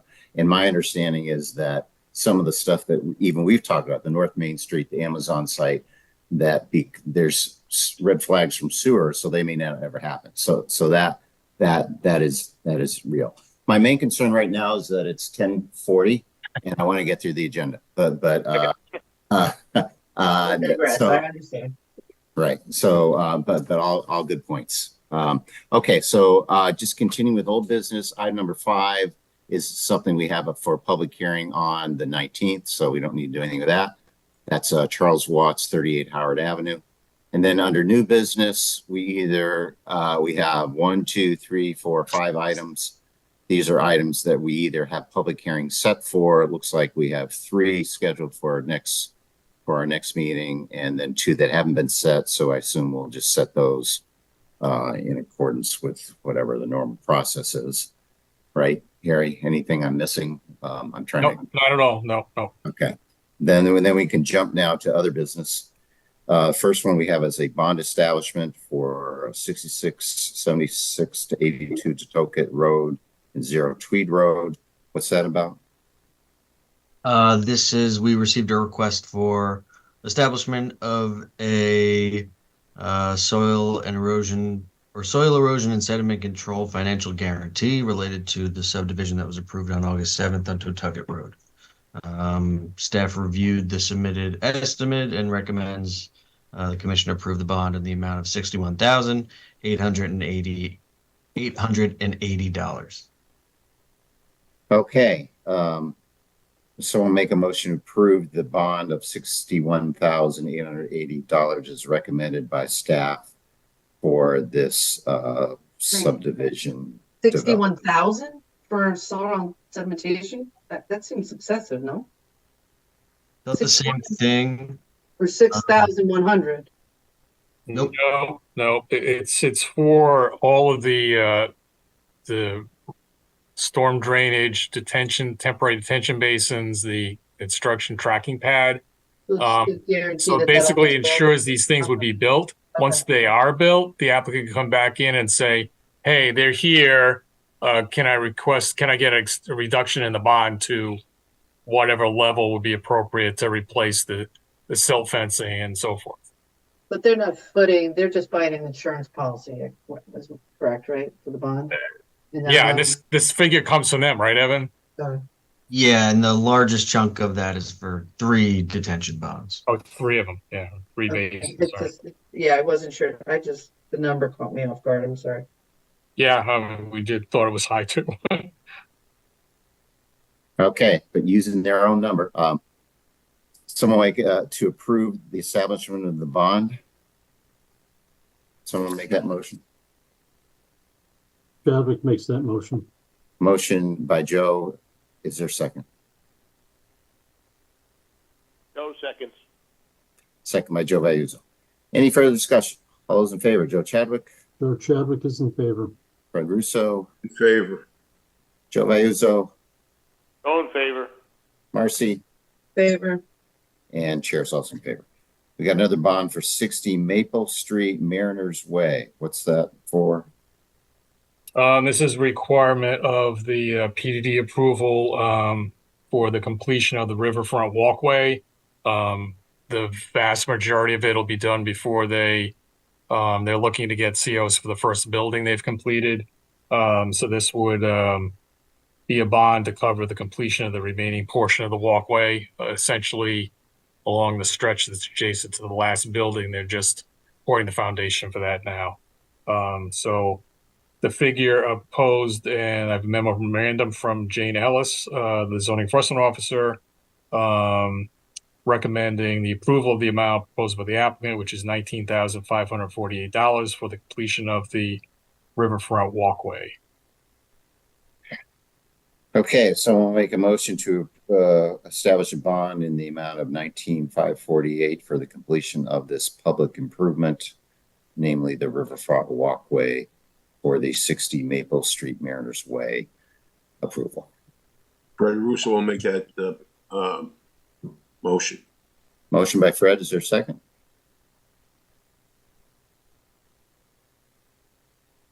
No seconds. Second by Joe Vayuzo. Any further discussion? All in favor? Joe Chadwick? Joe Chadwick is in favor. Fred Russo? Fred Russo's in favor. Joe Vayuzo? Joe Vayuso in favor. Marcy? In favor. And Chair is also in favor. Okay, item number 3 is the planner's report. Anything going on here? Given the fact that it's 11:15, I think anything we have, we can defer to the next meeting. Unless you have anything, Evan? Nope. Oh, okay. Okay. Okay, well, thank you, everyone. Another late one, but hopefully they're not all like this. Good points raised by everyone. So we'll make a motion to adjourn then. Fred Russo makes that motion. Motion by Fred to adjourn. Is there a second?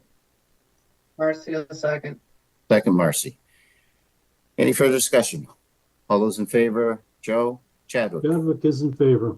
Fred Russo? Fred Russo's in favor. Joe Vayuzo? Joe Vayuso in favor. Marcy? Marcy's in favor. Chair is also in favor. So thank you, everyone. Have a good night. Thank you, everybody. Good night. Good night. This program was brought to you in part through the support of the Town of Branford. Watch town meetings and other videos on demand at BranfordTV.org.